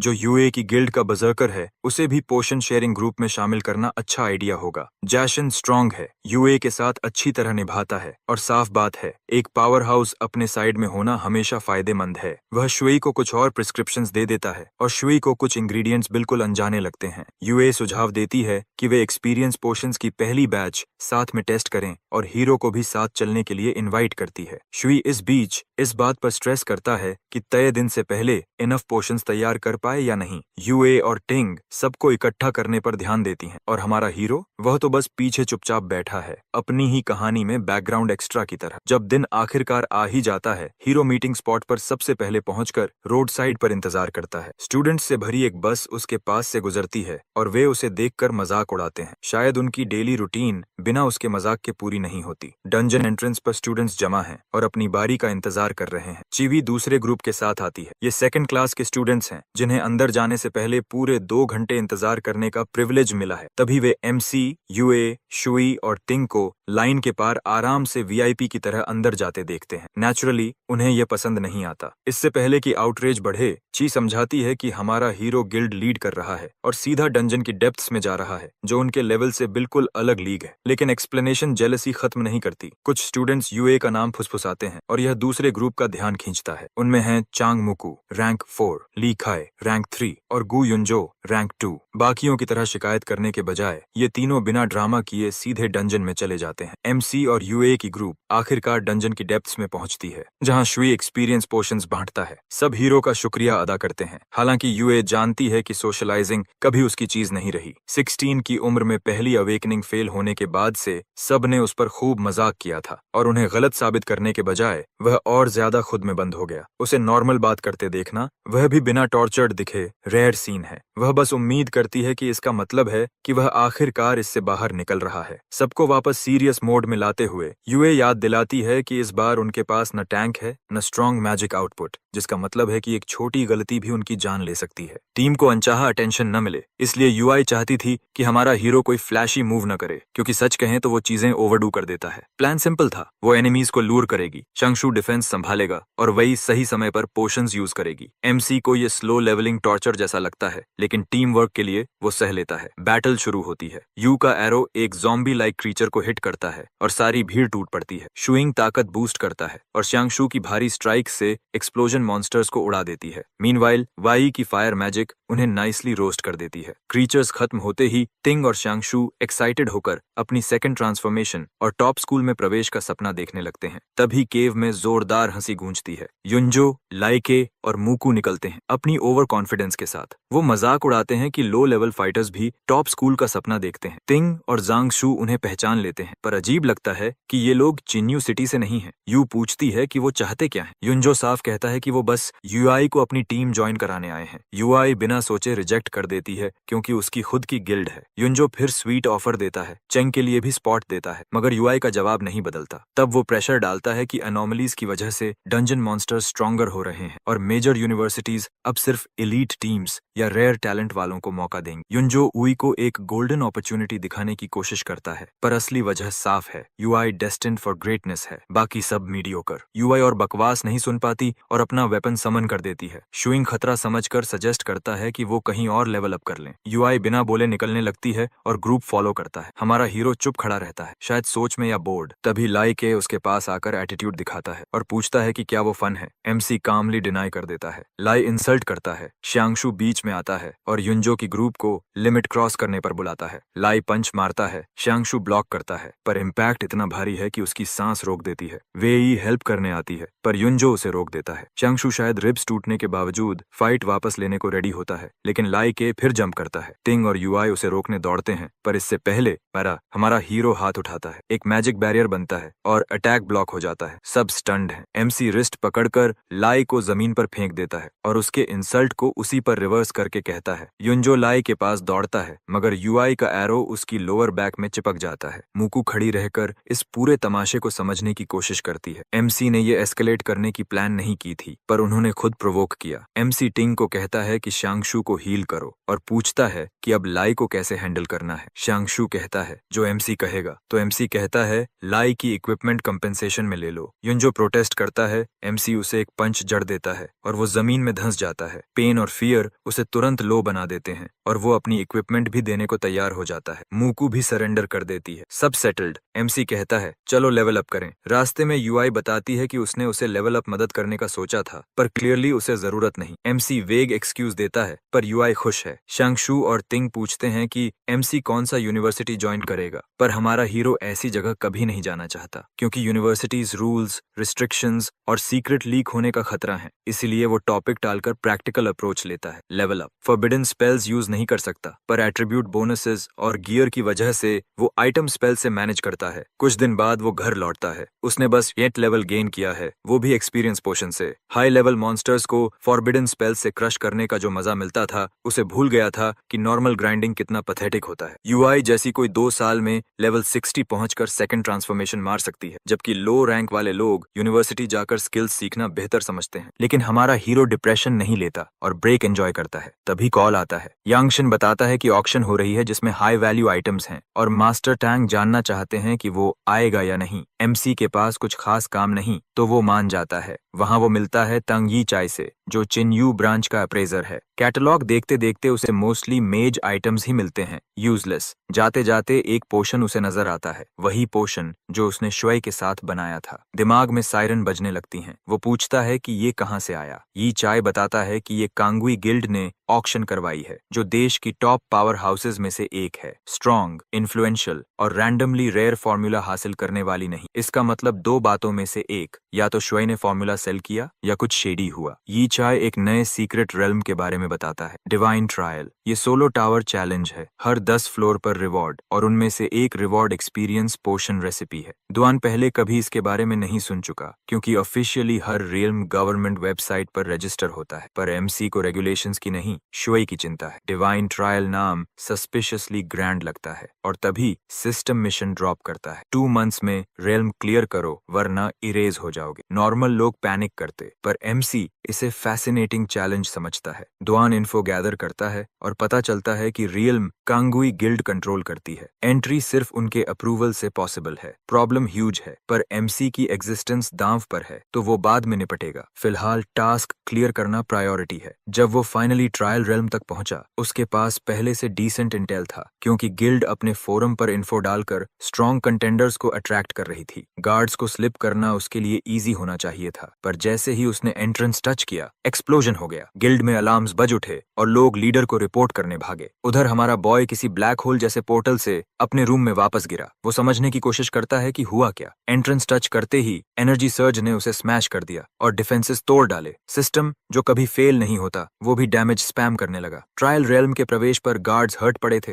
हीलर्स बिजी थे। हीशु, जो आंसर गिल्ड का गिल्ड मास्टर है, सब ऑब्जर्व कर रहा था। एक गार्ड होश में आया और बताया कि एंट्रेंस पर एक्सप्लोजन हुआ और वो बेहोश हो गया। शू सोचने लगा कि रियल्म ग्लिच हुआ क्या। तभी एक प्रीस्टेस आती है और मैजिक से ट्रूथ रिवील करने का सुझाव देती है। वो स्टाफ उठाकर स्पेल एक्टिवेट करती है। मैजिक सर्कल्स ग्लो होते हैं और टाइम रिवाइंड होता है, क्योंकि ट्रायल रेल्म में इमेज रिकॉर्डिंग और टाइम रिवाइंड जैसी हाई टीयर सिक्योरिटी फीचर्स हैं। टाइम रिवाइंड में एक सिनिस्टर फिगर एंट्रेंस की तरफ चलता दिखता है। इनसाइड जाने से पहले एक होली डीटी प्रकट होता है और उसे लिटरली किक आउट कर देता है। डेटी फिर चिंतित होकर कहता है कि उस डार्क इंट्रूडर को ढूंढना जरूरी है, वरना दुनिया खतरे में पड़ जाएगी। ये फुटेज देखकर सब स्पीचलेस हो जाते हैं और तुरंत 7 गिल्ड लीडर्स की मीटिंग बुलती है। फुटेज रिव्यू करते हुए लीडर्स कंफर्म करते हैं कि वो डेटी ही था। लू यिंग जिन बताता है कि उन्हें डेटी की आइडेंटिटी नहीं पता, पर उसकी मैजिक लेजेंडरी फॉरबिडन कर्स लेवल की थी। फैंगजो को याद आता है कि शू ने पहले ट्रायल पास करके डेटी का रिकॉग्निशन और ब्लेसिंग प्राप्त किया था। शू कंफर्म करता है, पर उसे उम्मीद नहीं थी कि डेटी पर्सनली प्रकट होगा। युलिंगुआ को ये डायरेक्शन बिल्कुल पसंद नहीं। अगर कोई फॉरबिडन कर्स यूजर डार्क डेटी को खत्म नहीं कर पाता तो ये बहुत बुरा संकेत है। लुयू युएनिंग भी चिंता शेयर करता है। वोंगबो सुझाव देता है कि शायद forbidden spells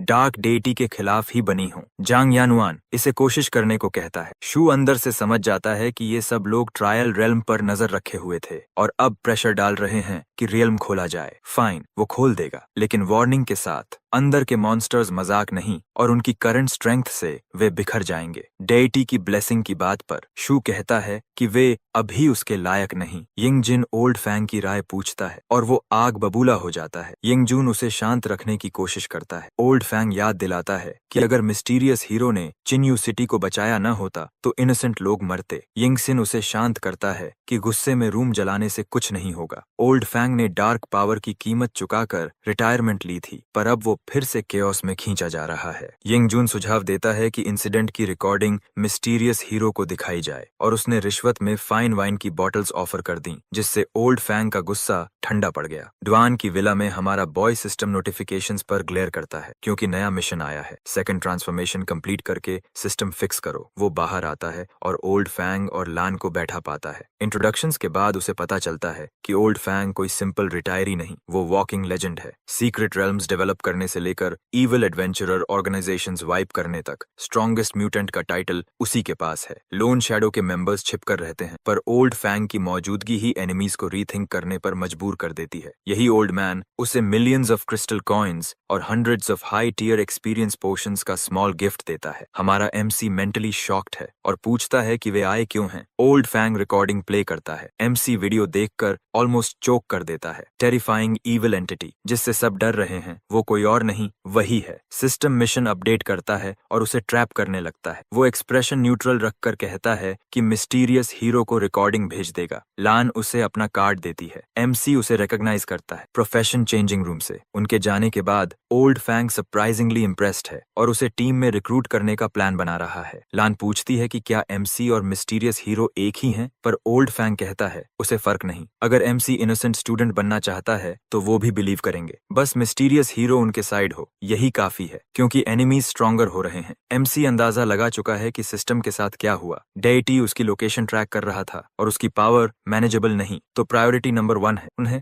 third transformation reach करना और सिस्टम फिक्स करना। वो दूसरे मिशन को भी इग्नोर नहीं कर सकता। अगर वो एनिमी की पावर का यूज करना नहीं सीख पाया तो फ्यूचर में सिरदर्द बढ़ेगा। ड्वान से इंटेल मिलता है। ट्रायल रेल्म टावर स्ट्रक्चर में है। फ्लोर्स का कोई पता नहीं क्योंकि कोई टॉप तक नहीं पहुंचा। मॉन्स्टर्स दूसरे सीक्रेट रेल्म से कहीं ज्यादा लीथल। हाईएस्ट फ्लोर 42 और रिकॉर्ड शियू के नाम पर। एमसी के लिए बिगर इश्यू उसकी ईविल गॉड आइडेंटिटी एक्सपोज हो सकती है और ट्रायल की क्रेजी मैकेनिक्स देखकर फॉरबिडन स्पेल एनकोर हो जाए तो, इसलिए शायद किसी और को ट्रायल करवाना बेटर है। मिशन में कहीं नहीं लिखा कि उसे पर्सनली क्लियर करना है। वो ड्वान से पूछता है कि शियू की जगह वो कितने फ्लोर्स रीच कर सकता है। ड्वान कहता है अराउंड 35। बस फैसला हो गया। शियू 5th ट्रांसफॉर्मेशन के करीब है, क्लियरली स्ट्रॉन्गर, पर ड्वान उसकी साइड में है, इसलिए वही ट्रायल अटेम्प्ट करेगा। बिट्रेयल की चिंता भी नहीं। एमसी उसे स्पेशल ट्रेनिंग देने लगता है। दूसरी ओर ओल्ड फैंग शॉक्ड होता है जब सुनता है कि मिस्टीरियस हीरो कैंगरू गिल्ड के ट्रायल में किसी को भेज रहा है। लान कंफर्म करती है कि ड्वान खुद रिक्वेस्ट लेकर आया और ट्रेनिंग रूम भी मांगा। अब ओल्ड फैंग बहुत इंटरेस्टेड हो गया है क्योंकि अभी कुछ दिन पहले 7 गिल्ड हेड्स ने ट्रायल अटेम्प्ट किया था और गेस व्हाट, हर एक फेल हुआ, इवन यिंग सिन। अब अगर ड्वान कुछ एक्स्ट्रॉर्डिनरी करता है तो ये देखने लायक तमाशा होगा। एक्साइटमेंट प्रैक्टिकली ओल्ड फन को आग लगा देता है और ये सिर्फ मेटाफोर नहीं है, वो फ्लेम उसकी बॉडी को लिटरली कंज्यूम कर रही है, उसकी लाइफ को धीरे धीरे काटते हुए। ट्रेनिंग रूम में ड्वान ओल्ड फंग और लान स्ट्रैटेजी डिस्कस कर रहे हैं, जबकि कैप्टन जो और बाकी लोग साइड में ऑब्जर्व कर रहे हैं। जो मन ही मन शुक्र मना रहा है, क्योंकि पहले वो एमसी को टेस्ट से बाहर करवाने वाला था, लेकिन केओस की वजह से वो ऑर्डर कैंसिल हो गया। And thank God it did, क्योंकि आज जो हालत देख रहा है वो जानता है कि उसने अननोइंगली खुद को तबाही से बचा लिया। ड्वान लोन को एक ड्राइव देता है जिसमें वैल्यूएबल इंटेल भरा है। लोन चेक करती है, मॉन्स्टर वीकनेसेस, क्लियर्ड फ्लोर्स और क्लासिफाइड डेटा सब मौजूद। ये इंटेल एमसी ने डीमन लॉर्ड की मेमोरीज से निकाला था, क्योंकि वही ट्रायल रेल्म पर हमला कर चुका था। सो ऑब्वियसली उसके पास सारी अंदरूनी जानकारी थी। ओल्ड फन ट्रेनिंग देखना चाहता है, पर असली कंसर्न वर्ल्ड लेवल खतरा है। वो पूछता है कि मिस्टीरियस हीरो कंफर्म है कि ईविल गॉड दुनिया नष्ट कर देगा। कल ड्वान ने यही सवाल एमसी से पूछा था। ड्वान उसका आदमी है, इसलिए एमसी उसे इग्नोर नहीं कर सकता, पर सच बोलना डेंजरस है। वो हाफ आंसर देकर निकल गया। जब तक मिस्टीरियस हीरो है, चिंता की जरूरत नहीं। ओल्ड फन इस वेग जवाब से सेटिस्फाई होकर ट्रायल रेल्म की रिस्पॉन्सिबिलिटी ड्वान को दे देता है। ड्वान बिना डिले अंदर घुसता है और मॉन्स्टर्स तुरंत उसे लॉक कर लेते हैं। वे चार्ज करते हैं और ड्वान भी फाइट कर देता है। वो मॉन्स्टर्स गिरा देता है, पर खुद भी चोट खाता है। बाहर से एमसी उसे ब्रेक लेने को कहता है, वरना फुल बॉडी कास्ट रेडी रखना पड़ेगा, लेकिन ड्वान जिद पर है। शॉर्ट रेस्ट के बाद फिर जाएगा। मास्टर ने मौका दिया है, वो डिसअपॉइंट नहीं करेगा। लान को पूरा यकीन है कि अगर वो खुद अंदर जाती तो जिंदा वापस न आती। मॉन्स्टर्स फोर्थ ट्रांसफॉर्मेशन से ऊपर के हैं और लकी सर्वाइविंग की कोई गारंटी नहीं। ओल्ड फैंग सोच में पड़ जाता है। सुना था कि एमसी ने एब्सर्डली तेज ट्रांसफॉर्मेशन किया था। क्या ड्वान भी कर सकता है? शायद mysterious hero combat system break करके डिवाइन ब्लेसिंग अनलॉक कर दे। उधर एमसी रियलाइज करता है कि उसने चीजें ओवर सिंप्लीफाई कर दी। मॉन्स्टर वीकनेसेस जानना काफी नहीं, पीपल, वेपन्स, स्किल्स सबकी लिमिट्स हैं। अगर ड्वान फेल हुआ तो उसे खुद ट्रायल करना पड़ेगा, जो नाइटमेयर है, क्योंकि उसकी combat skills practically non existent हैं। उसका एकमात्र भरोसा फॉरबिडन स्पेल्स हैं, जो या तो उसकी आइडेंटिटी एक्सपोज करेंगी या उसे खतरे में डालेंगी। इसलिए वो आज का डिजास्टर यही खत्म करता है और लान ऑफ ओल्ड फैंग को बाय कह देता है। नेक्स्ट वीक क्लासेस शुरू हैं, उससे पहले उसे फास्ट लेवलिंग चाहिए। अगर ड्वान हैंडल न कर पाए तो उसे खुद स्ट्रॉन्गर स्किल्स या बेटर गियर की जरूरत पड़ेगी। स्नीक करने का बेस्ट तरीका फ्लाइंग स्क्रोल्स हैं, और लकीली उसने स्टॉक कर रखे हैं। एक स्क्रोल इस्तेमाल करके वो उड़ते हुए डेस्टिनेशन के पास लैंड करता है, एक वाइल्ड सीक्रेट रेल्म, वही जिसे ड्वान ने मेंशन किया था। ये अभी ऑफिशियल कंट्रोल में नहीं, सो कोई रिस्ट्रिक्शंस नहीं। आसपास वॉर जोन जैसा सीन है, क्लियरली कोई फाइट हुई थी, but our boy doesn't care. वो अंदर स्टेप करता है, दुआ करता है कि नया हेडेक न मिले। अंदर ब्लड थर्स्टी लूनेटिक्स ने एक ग्रुप ऑलरेडी वाइप कर दिया है। जैसे ही फ्लाइंग स्क्रोल दिखता है, वे अस्यूम कर लेते हैं कि इसका ओनर मर चुका है। डीमन लॉर्ड के लॉयल फैन बॉयज कॉन्फिडेंट हैं कि उनका मास्टर जल्द डिसेंड करेगा। उनकी बदकिस्मती से विक्टिम्स में एक के पास ईयर डिवाइस था जो अभी भी ब्रॉडकास्ट कर रहा है। फॉरेस्ट में दूसरी ग्रुप को सीक्रेट रेल्म इन्वेजन का जिक्र सुनाई देता है। गर्ल इमीडिएटली समझती है कि अटैक माउंटेन पर होगा और टीम को अपडेट करती है। असली प्रॉब्लम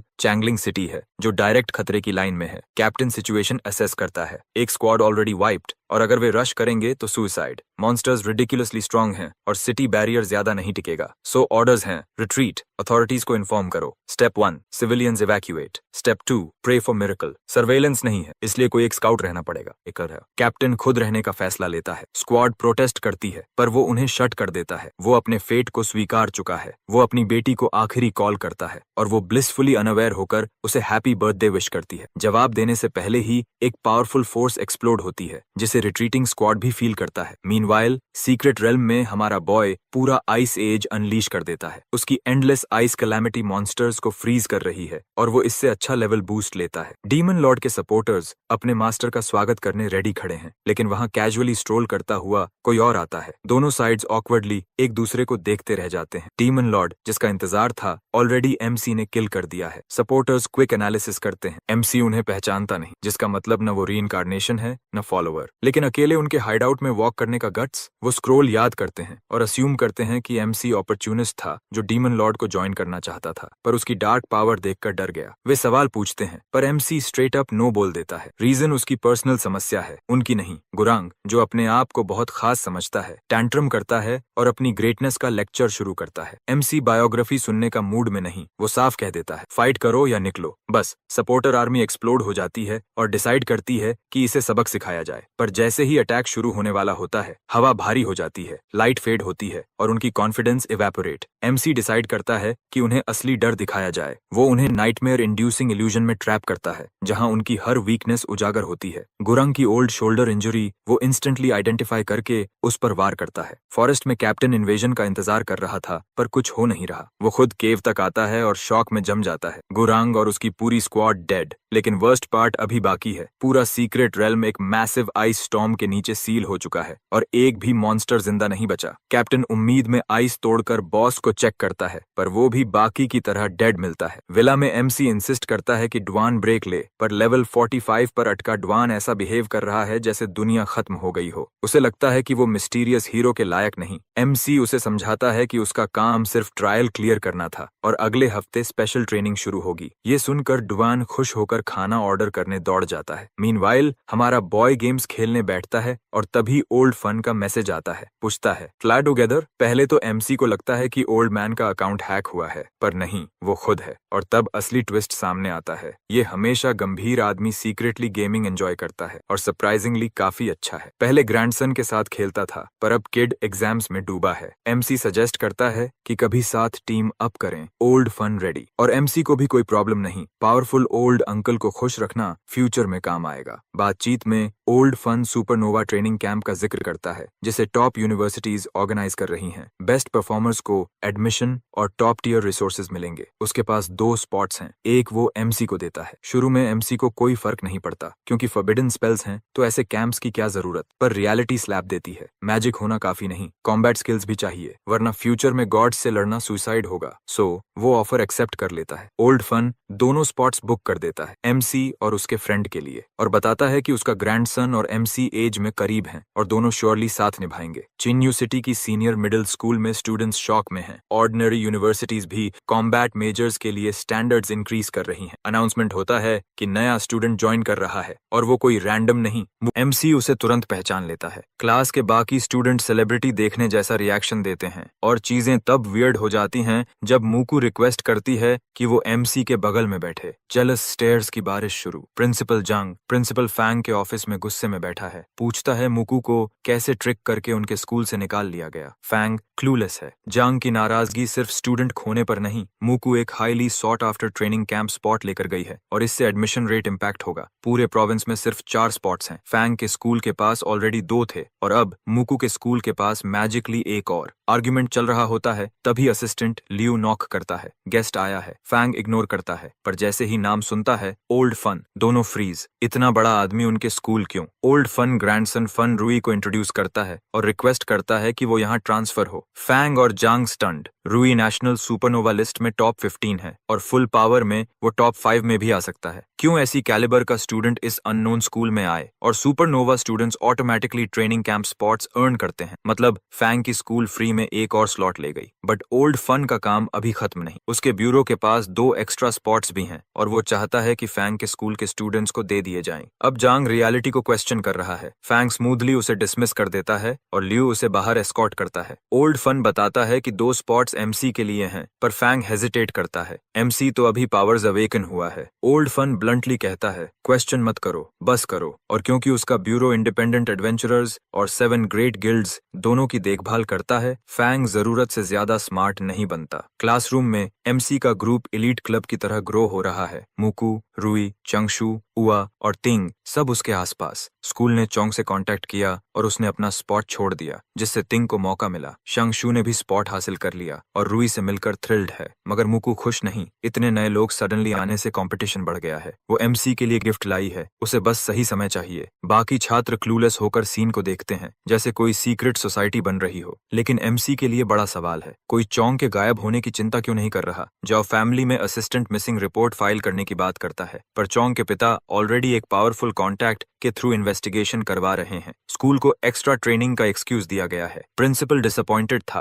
क्योंकि एक कैंप पार्टिसिपेंट कमी पड़ गई, लेकिन ज्यादा सवाल नहीं पूछा। चोंग का पिता इंस्ट्रक्शंस देकर ऊपर एक हिडन चेंबर में चला जाता है। स्कूल में रूई एक्साइटमेंट से एक स्किल बुक दिखाता है, वाटर समन स्पेल। रेयर प्रोफेशन की रेयरिटी देखकर एमसी सरप्राइज नहीं, पीछे नहीं रहने के लिए मूकू भी गिफ्ट देती है, बैटल मेज स्किल बुक। प्रॉब्लम, एमसी इन्हें अभी यूज नहीं कर सकता। स्कूल शुरू होने से पहले वो लेवल अप करने सीक्रेट रेल्म गया था, पर टीम चाहिए थी, सो पूरा ट्रिप वेस्ट। बट रेयर लूट रिजेक्ट नहीं किया जा सकता। एमसी बुक्स एक्सेप्ट करता है और बदले में हाई टीयर एक्सपीरियंस पोशंस देता है। रूई और मूकू दोनों रियलाइज करते हैं कि उन्हें क्या मिला है एंड इंस्टेंटली डिटर्मिन्ड हो जाते हैं कि एमसी से चिपके रहना है। फिर यूए भी गिफ्ट देती है, टेक्निकली श्योर का बनाया नया पोशन। बाद में एमसी घर आता है जहां ड्वान ऑलरेडी वरीड बैठा है। सीरियस ट्रेनिंग का वादा था लेकिन डिटेल्स जीरो। एमसी उसे वीज पोशन देता है, पुरानी इंजरीज हील करने वाला नरिशिंग एलिक्सर। ड्वान उसे पीता है और खुद को पहले से बेहतर महसूस करता है। फिर ट्रेनिंग शुरू। एमसी उसे देखते ही नोटिस कर लेता है कि उसकी लंग इंजरी अभी रिकवरी फेज में है, सो किसी भी मूव में हैवी स्ट्रेन अवॉइड करे एंड उसके स्किल कॉम्बोज कंप्लीट मेस हैं। ड्वान इम्प्रेस्ड भी है और थोड़ा अनईजी भी कि एमसी इतनी आसानी से उसकी फ्लॉज डिटेक्ट कर लेता है। फिर आता है असली चैलेंज, स्पेशल ट्रेनिंग। ड्वान खुद को लिमिट तक पुश करता है क्योंकि डिसअपॉइंटिंग एमसी डेथ जैसा लगता है। वेव के बाद वेव मॉन्स्टर्स आते हैं और उसे बेयरली सांस लेने का मौका मिलता है। फाइनली फिनिश होने पर वो टफर चैलेंज मांगता है, पर लान बताती है कि सारी मॉन्स्टर डेटा इस्तेमाल हो चुकी है। ड्वान एग्जॉस्शन में कोलैप्स हो जाता है लेकिन आंखों में खुशी और relief, almost tears. Old Fang जो शुरू से वॉचिंग था स्टन्ड है और थोड़ा शेकन भी। जिस तरह मिस्टीरियस हीरो ने ड्वान जैसे एक्सपीरियंस्ड एडवेंचरर को इस हालत तक धकेल दिया, वह पागलपन से कम नहीं। अब वह पहले से भी ज्यादा उस आदमी के अच्छे तरफ रहना चाहता है। उसकी एक्साइटमेंट फिर बढ़ती है, पर इससे पहले कि वह बहक जाए, लान डार्क पावर की हाई कॉस्ट की समस्या उठाती है। ओल्ड फन थोड़ी देर सोचता है पर उसे फिलहाल रोक देता है। इस समय प्रायोरिटी ड्वान को ट्रायल रेल्म तक ले जाना है। ओल्ड फन और ड्वान एज्योर गिल्ड पहुंचते हैं जहां यिंग जेन और बाकी 7 गिल्ड लीडर्स पहले से मौजूद हैं। ड्वान जानता है कि ये लोग कितने बड़े नाम हैं क्योंकि उसका मास्टर कभी इन्हें एक जगह नहीं बुला पाया, पर डिवाइन मैनिफेस्टेशन ने सबको इकट्ठा कर दिया। उनके बीच शिव भी है जिसका मन कहीं और है। वह बुरी तरह खींचा हुआ है क्योंकि ओल्ड फन कोई यूजेबल जानकारी नहीं दे रहा, जबकि बाकी शेमलेस लीडर्स उसकी सीक्रेट रेल्म से फेवर्स ले रहे हैं। रेल्म के एंट्रेंस पर शू ड्वान से पूछता है कि क्या वह पूरी रन लाइव स्ट्रीम कर सकता है और ड्वान बिना झिझक अनुमति दे देता है। फोन सेट होता है और 7 लीडर्स फ्रेम में घुसने की कोशिश करते हैं, सटल या बिल्कुल नहीं, केवल इसलिए कि दूसरी तरफ मिस्टीरियस हीरो देख रहा है। वे उसे इम्प्रेस करना चाहते हैं और साथ ही डरते हैं कि कहीं उसका बैड साइड न छू जाए। ड्वान के विला में हमारा हीरो टीवी देखते हुए देखता है कि स्ट्रीम सच में लाइव चल रही है। रेल्म में लीडर्स खामोश होकर देखते हैं कि ड्वान 30th, 40th और 50th फ्लोर्स ऐसे क्लियर करता है जैसे कुछ भी नहीं। फिर वह फाइनल मॉन्स्टर गिरा देता है, ट्रायल पास करता है और डिवाइन फॉरबिडन कर्स हासिल कर लेता है। ये फर्स्ट क्लियर रिवॉर्ड है, जिसका मतलब है कि कोई और कभी नहीं पा सकता। यशु खुश नहीं है, यह उसकी रेल्म है और उसे सबसे अच्छा लूट मिलना चाहिए था। इससे पहले कि वह कुछ कह पाए, सिस्टम बताता है कि ड्वान की प्रोफेशन फॉरबिडन कर्सेस सीखने के लिए परफेक्ट नहीं है, इसलिए इतना शक्तिशाली रिवॉर्ड उसके लिए बेकार है। ड्वान का रिवॉर्ड डिवाइन एम्बलम में बदल जाता है और उसकी प्रोफेशन स्ट्रेंथ सिस्टम होने के कारण उसका पेट्रन डेटी 12 गॉड्स में से एक होली स्पिरिट बनता है। सिस्टम उसे 3 पाथ्स देता है, martial spirit sword master, martial extreme battle saint और मार्शल आर्ट्स इमॉर्टल सोल्जर। क्योंकि ड्वान शॉर्ट स्वॉर्ड यूज करता है, वह मार्शल स्पिरिट स्वॉर्ड मास्टर चुनता है। चॉइस लेते ही डिवाइन एम्बलम उसकी बॉडी में अब्सॉर्ब होना शुरू होता है। इसमें प्योर डिवाइन एनर्जी और यूनिवर्स के फंडामेंटल लॉज समाहित हैं। इसकी पावर अब्सॉर्ब होते ही तेज रोशनी आसमान में उठती है। मिशन डिवाइन ट्रायल कंप्लीट होता है और वर्ल्ड लेवल ऊपर चला जाता है। नोटिफिकेशंस स्काई भर देती हैं और लोग इसे रिकॉर्ड करने लगते हैं। यिंग जेन और ओल्ड फैंग रिपोर्ट्स से घिरे हुए हैं। रेल्म से निकलते ही यिंग जेन उसे रिक्रूट करने की कोशिश करता है, फिर बाकी लीडर्स भी ऑफर्स देते हैं। ड्वान सभी ऑफर्स रिजेक्ट कर देता है और घर लौटकर हमारे हीरो से मिलता है। एमसी उसे डिवाइन एम्बलम का ड्राइंग दिखाता है क्योंकि फोन स्क्रीन से पूरी डिटेल नहीं मिली थी। पता चलता है कि वही एम्बलम एमसी ने पहले हासिल किया था और यूए को दे दिया था। ड्वान सोचता है कि एमसी ने इतनी कीमती चीज बिना सोचे दे दी, जिससे उसे लगता है कि उसकी मेहनत अभी भी काफी कम है। एमसी सोचता है कि अगर उसके पास डिवाइन पावर है तो रैंडम सीक्रेट रेल्म में एम्बलम मिलना समझ आता है, पर अब उसे 12 डिवाइन लेवल थ्रेट्स की चिंता करनी पड़ेगी। ड्वान बताता है कि 7 गिल्ड्स अब ट्रायल सीक्रेट रेल्म्स खोज रहे हैं डिवाइन एम्बलम पाने के लिए। एमसी ज्यादा चिंतित नहीं जब तक वह यह कंट्रोल्स कर सके कि कौन ट्रायल क्लियर करे, पावर उसी की होगी। पर समस्या ये है कि अगर कोई दुश्मन क्लियर कर गया तो यह बुरा साबित होगा। असली खतरा ये है कि रियल्म क्लियर होने पर फॉरबिडन स्पेल्स अनलॉक हो सकते हैं और गॉड्स का ध्यान उसकी ओर जा सकता है। अब उसे सुनिश्चित करना है कि सिर्फ उसके अपने लोग ट्रायल क्लियर करें। डुआन शिव के कॉन्ट्रैक्ट का जिक्र करता है जिसमें रिवॉर्ड बांटना था। क्योंकि डुआन डिवाइन एम्बलम अब्सॉर्ब कर चुका है, वह बाकी लूट दे देता है। शिव अंदर से फ्यूरियस है पर बाहर से काम रहकर रिवॉर्ड्स एक्सेप्ट करता है। रिवॉर्ड्स में उसे फॉरगॉटन पोशन का फॉर्मूला मिलता है जो डेजिग्नेटेड स्किल इरेज करके स्किल स्लॉट रीसेट कर सकता है। स्किल स्लॉट्स की रैरिटी के कारण यह ह्यूज डील है। शिव प्लान बनाता है कि एक्सपीरियंस पोशन की तरह इसे भी मोनोपोलाइज करके गिल्ड को टॉप पर ले जाए। पर समस्या, अगर दुआन ने बात फैलाई तो सब खत्म। इसलिए शिव कॉन्ट्रैक्ट के तहत साइलेंस मांगता है और कॉम्पेंसेशन ऑफर करता है। इससे पहले कि वह बात खत्म करे, दुआन बताता है कि यह पोशन मिस्टीरियस हीरो के पास पहले से है। शिव मानता नहीं क्योंकि ट्रायल रिवॉर्ड्स यूनिक होते हैं। फिर दुआन बताता है कि एक्सपीरियंस पोशन भी उसी मिस्टीरियस हीरो ने बनाया। यह सुनकर लीडर्स स्टन्ड रह जाते हैं क्योंकि इसका मतलब है कि कोई अननोन फिगर ट्रायल रेल्म्स के सीक्रेट्स जानता है। ओल्ड फन पूरी स्थिति देखकर चुपचाप हंसता है। यिंग उससे एक्सप्लेनेशन मांगता है पर वह नहीं देता। वह जानता है कि एमसी ने रूई और मूकू को जो पोशंस दिए वह उसके लिए कुछ खास नहीं थे, जबकि बाकी लोग उन्हें प्राइसलेस समझ रहे हैं। ओल्ड फन खुश है कि रूई ने उसके स्कूल ज्वाइन किया। जाते समय वह अपने शरीर की समस्या बताता है, डार्क मैजिक से करप्ट और धीरे धीरे टूट रहा है। वह पूछता है कि मिस्टीरियस हीरो के पास कोई पोशन है क्या। दुआन कहता है कि वह पूछेगा। घर जाकर दुआन रिक्वेस्ट एमसी को बताता है और अपने फैसले के लिए माफी मांगता है। एमसी नाराज नहीं होता,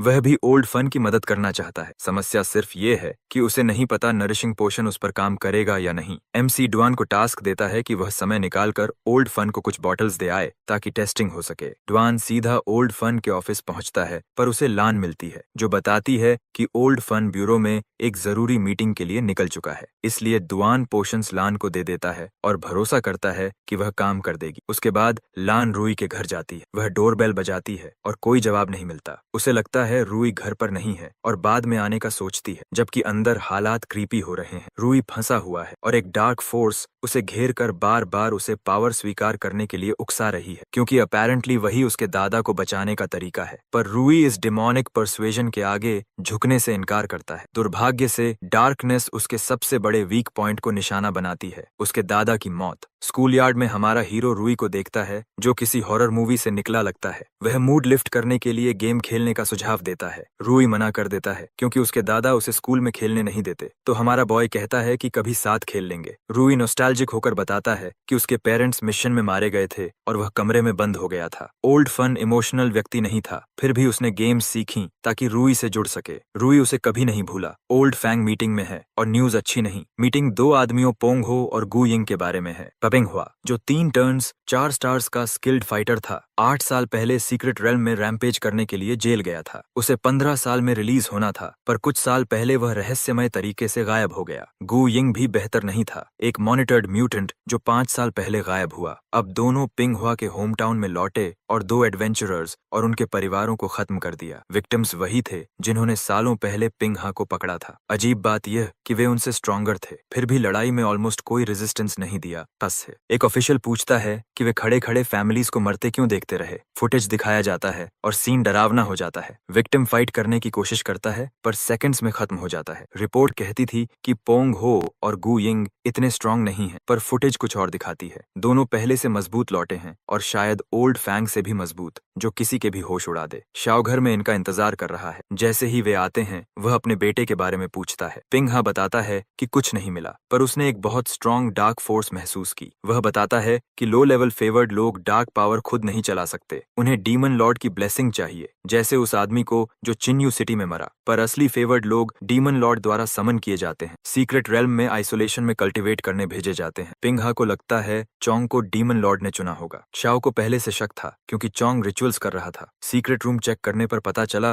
रिचुअल एमेचर नहीं, पूरी तरह परफेक्ट था। अगर चोंग सैक्रिफाइसेस जारी रखे, उसकी टैलेंट डीमन लॉर्ड का ध्यान खींच सकती है। जाओ एक्साइटेड है। अगर चोंग सफल हुआ तो वोंग ग्रुप को शहर छोड़ना पड़ेगा। पिंग हो जाओ को एक एड्रेस देता है जहां डिनर डिनर के बाद कार भेजनी है। फिर पोंग हो और गू यिंग रुई के अपार्टमेंट पहुंचते हैं। रुई उन्हें नहीं पहचानता पर उनकी प्रेजेंस से खतरा महसूस कर लेता है। पिंग हो ऐसे बात करता है जैसे रुई को उनका स्वागत करना चाहिए। वे बताते हैं कि वे अपने मास्टर, वही डार्क एंटिटी, की ओर से आए हैं जिसने रुई को रात में डिस्टर्ब किया था। रुई बिना समय गंवाए आर्मर समन करता है पर पिंग हा पल में उसे पकड़ लेता है। उसका काम रुई को डार्क पावर स्वीकार कराना है। गू यिंग रिकॉनेसेंस करके लौटता है कि ओल्ड फन घर पर नहीं है। पिंग हा ओल्ड मैन से मिलने जाने की सोचता है पर रुई साफ मना कर देता है। अंत में पिंग हा रुई को छोड़ देता है पर 3 दिन का अल्टीमेटम देकर कि डिसाइड करे वरना ओल्ड फैंग सुरक्षित नहीं रहेगा। उधर हमारा बॉय वाइल्ड ट्राइब में मॉन्स्टर्स पीट रहा है। उसे अच्छा लेवलिंग स्पॉट नहीं मिला तो वह ऑर्डिनरी सीक्रेट रेल्म्स में कॉम्बैट एक्सपीरियंस ग्राइंड कर रहा है। सिस्टम उसे नियर बाय रेल्म्स एक्सप्लोर करने को कह रहा है। तभी फोन बजता है। डुआन बताता है कि ओल्ड फन मिस्टीरियस हीरो के अंडर अप्रेंटिस होना चाहता है। बाद में एमसी हॉस्पिटल में रूई को चेक करने आता है। रूई कहता है कि वह ठीक है पर उसका डार्क पावर समस्या कर रहा है, इसलिए उसे स्पेशलाइज्ड वार्ड में रहना होगा। हमारा हीरो प्रभावित होता है। बाहर ओल्ड फैंग डुआन से पोंग हो और गू यिंग पर चर्चा कर रहा है। उसने बैकअप बुलाने का फैसला किया है। मिस्टीरियस हीरो मानता है पर कंडीशंस के साथ। यह फॉर्मल अप्रेंटिसशिप नहीं, बस ट्रेनिंग का एक्सक्यूज है ताकि विलेंस फ्री न घूमे। उसे प्राइवेट ट्रेनिंग स्पेस चाहिए जिसके साइज और सुविधा सिंपल हो। ओल्ड फैंग तुरंत मान जाता है। तभी रूई के रूम से आवाज आती है। वे दौड़कर अंदर जाते हैं और पिंग हा और गू यिंग को खड़ा पाते हैं। वे कहते हैं कि वे इंजरी के लिए अपोलोजाइज करने आए हैं और फ्रूट बास्केट लाए हैं। ओल्ड फैंग फ्यूरियस है। पोंग हा पूछता है कि क्या वह सच में लड़ने का सोच रहा है पर ओल्ड फन जवाब नहीं देता। दोनों जाने लगते हैं पर रूई को याद दिलाते हैं कि उसके पास सिर्फ 2 दिन हैं। जाते समय यिंग डुआन की चेस्ट पर थूकता है और निकल जाता है। ओल्ड फन डुआन से माफी मांगता है जबकि हमारा बॉय फ्रूट बास्केट में दिलचस्पी ले रहा है। रात में पोंग हा और गू यिंग ड्रिंक्स कर रहे हैं जब बात यूए पर आती है जो सजेस्ट करता है कि पोंग हू उसे अपने नाम कर ले। पोंग हू जवाब देता इससे पहले ब्लास्ट होती है और रूई और डुआन अंदर आते हैं। डुआन कहता है कि पोंग हा और गू यिंग को छोड़कर सब बाहर निकलें। पिंग हो वाइन सिप करता है जैसे यह बस एक और बोरिंग इंटरप्शन हो। गुइंग जैसे ही डवान पर अपने वेपन के साथ लंच करता है, डवान उसे ब्लॉक करता है और तुरंत समझ जाता है कि यिंग की ताकत मजाक नहीं है। अगर हमारे लड़के की हार्श ट्रेनिंग ना होती तो डवान अब तक लाश बन चुका होता। और फिर भी वो लड़ रहा है, खड़ा है और हर वार जज्बे से रोक रहा है। गुइंग समझता है कि डवान उसे बिजी रख रहा है ताकि एमसी को परफेक्ट चांस मिल जाए। लेकिन इससे पहले कि वो सिचुएशन समझ पाए उसे एक हल्की क्रंचिंग साउंड सुनाई देती है। जब वो देखता है तो हमारा हीरो एकदम चिल मोड में चिप्स खाते हुए उनकी फाइट को ऐसे देख रहा है जैसे कोई रैंडम टीवी शो हो और वो बस एंटरटेनमेंट एंजॉय कर रहा हो। इस दृश्य से गू योंग का खून खौल उठता है। डवान एक जोरदार पंच मारकर यिंग का ध्यान वापस खुद पर खींचता है। यिंग पीछे स्टैगर होता है लेकिन तुरंत एक फ्यूरियस स्टेट में ट्रांसफॉर्म होकर अटैक करता है। उनकी वेपन्स जोर से क्लैश होती हैं, स्पार्क्स उड़ते हैं, टेंशन बढ़ती है।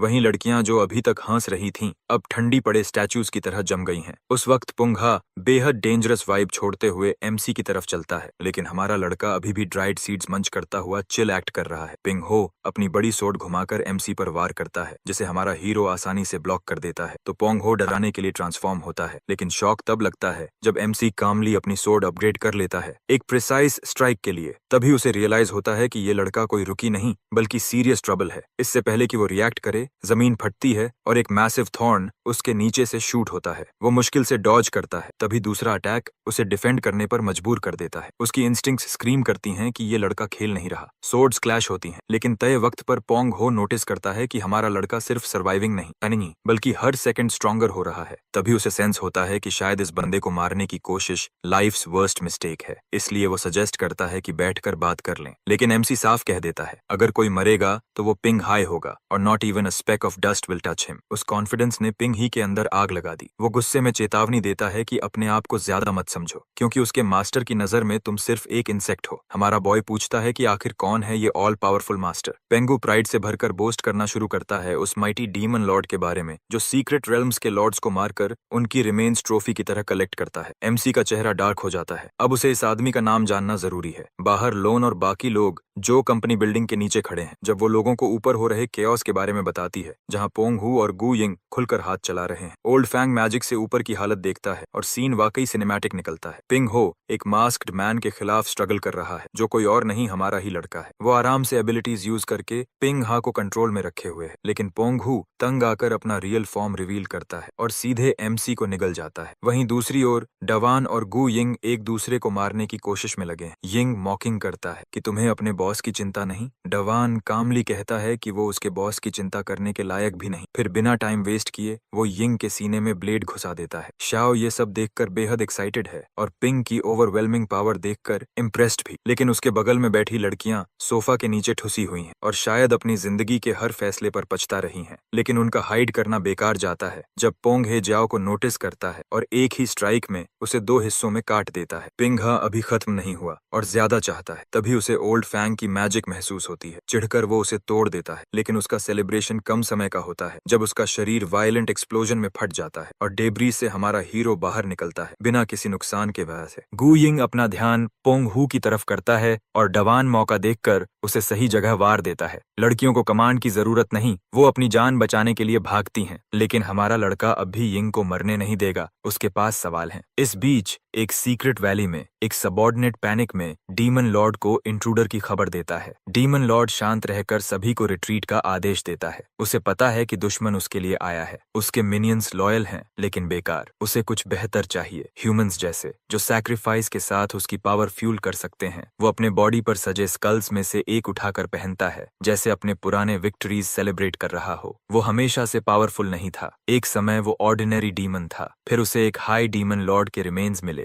जिसने उसकी किस्मत बदल दी। पावर सर्ज हुई, स्ट्रैटेजीज क्लियर हुई, एनिमीज सुवेनियर्स बन गए और अब वो फिर से वही दोहराने वाला था। लेकिन किस्मत के अलग प्लान थे। आसमान रंबल हुआ, लाइटनिंग गिरी और वो स्पॉट पर रोस्ट हो गया। दूसरी ओर हमारा MC थंडरस्टॉर्म स्पेल रिलीज करके फॉग में चलते हुए मॉन्स्टर्स के लैक पर कंप्लेन कर रहा है। उसी वक्त सिस्टम नोटिफिकेशन मिलता है फॉरबिडन डार्क स्पेल की डिस्कवरी का। वो डायरेक्शंस फॉलो करता है और डीमन लॉर्ड की क्रिस्पी बॉडी तक पहुंचता है। उसके हाथ में एक रेलिक है जो डार्क एनर्जी से पल्सिंग है। MC उसे अब्सॉर्ब करता है और उसका लेवल 40 से ऊपर शूट करता है। एट्रीब्यूट्स पूरी तरह मैक्स आउट हो जाते हैं। फिर उसे एक स्किल बुक मिलती है, समनिंग डार्क गेट, एक फॉरबिडन स्पेल। ये या तो हाफ डे के लिए डार्क क्रीचर्स की आर्मी समन कर सकता है या permanent high ranking demon Lord. ये डील टू गुड है तो हमारा लड़का इसे ट्राई करने का फैसला करता है। उधर डवान ओल्ड फोंग को अपडेट देता है पोंग हा और गु यिंग की सिचुएशन के बारे में, जिसे उन्होंने काफी स्मूथ हैंडल कर लिया। ओल्ड फन खुश होता है जबकि लान राहत की सांस लेती है कि अथॉरिटीज ओल्ड फन पर ट्रस्ट करती हैं, वरना पिंग हाई और गु यिंग पूरा शहर तबाह कर देते। ओल्ड फैंग डॉक्यूमेंट्स देता है उस ट्रेनिंग फैसिलिटी के बारे में जो गवर्नमेंट ने खुद ऑफर की। Massive size, top tier facilities, privacy और जीरो इंटरप्शंस। डवान कहता है कि हमारा हीरो खुद अपना किंगडम चूज करेगा। बेस पर पहुंचकर हमारा लड़का उसकी विशालता देखकर खुश होता है। डवान बताता है कि बेस में training areas, offices, leisure spaces और 2000 लोगों के रहने की जगह है। बाद में पेपर वर्क फाइनलाइज होता है। डवान साफ कर देता है कि मैनेजमेंट वो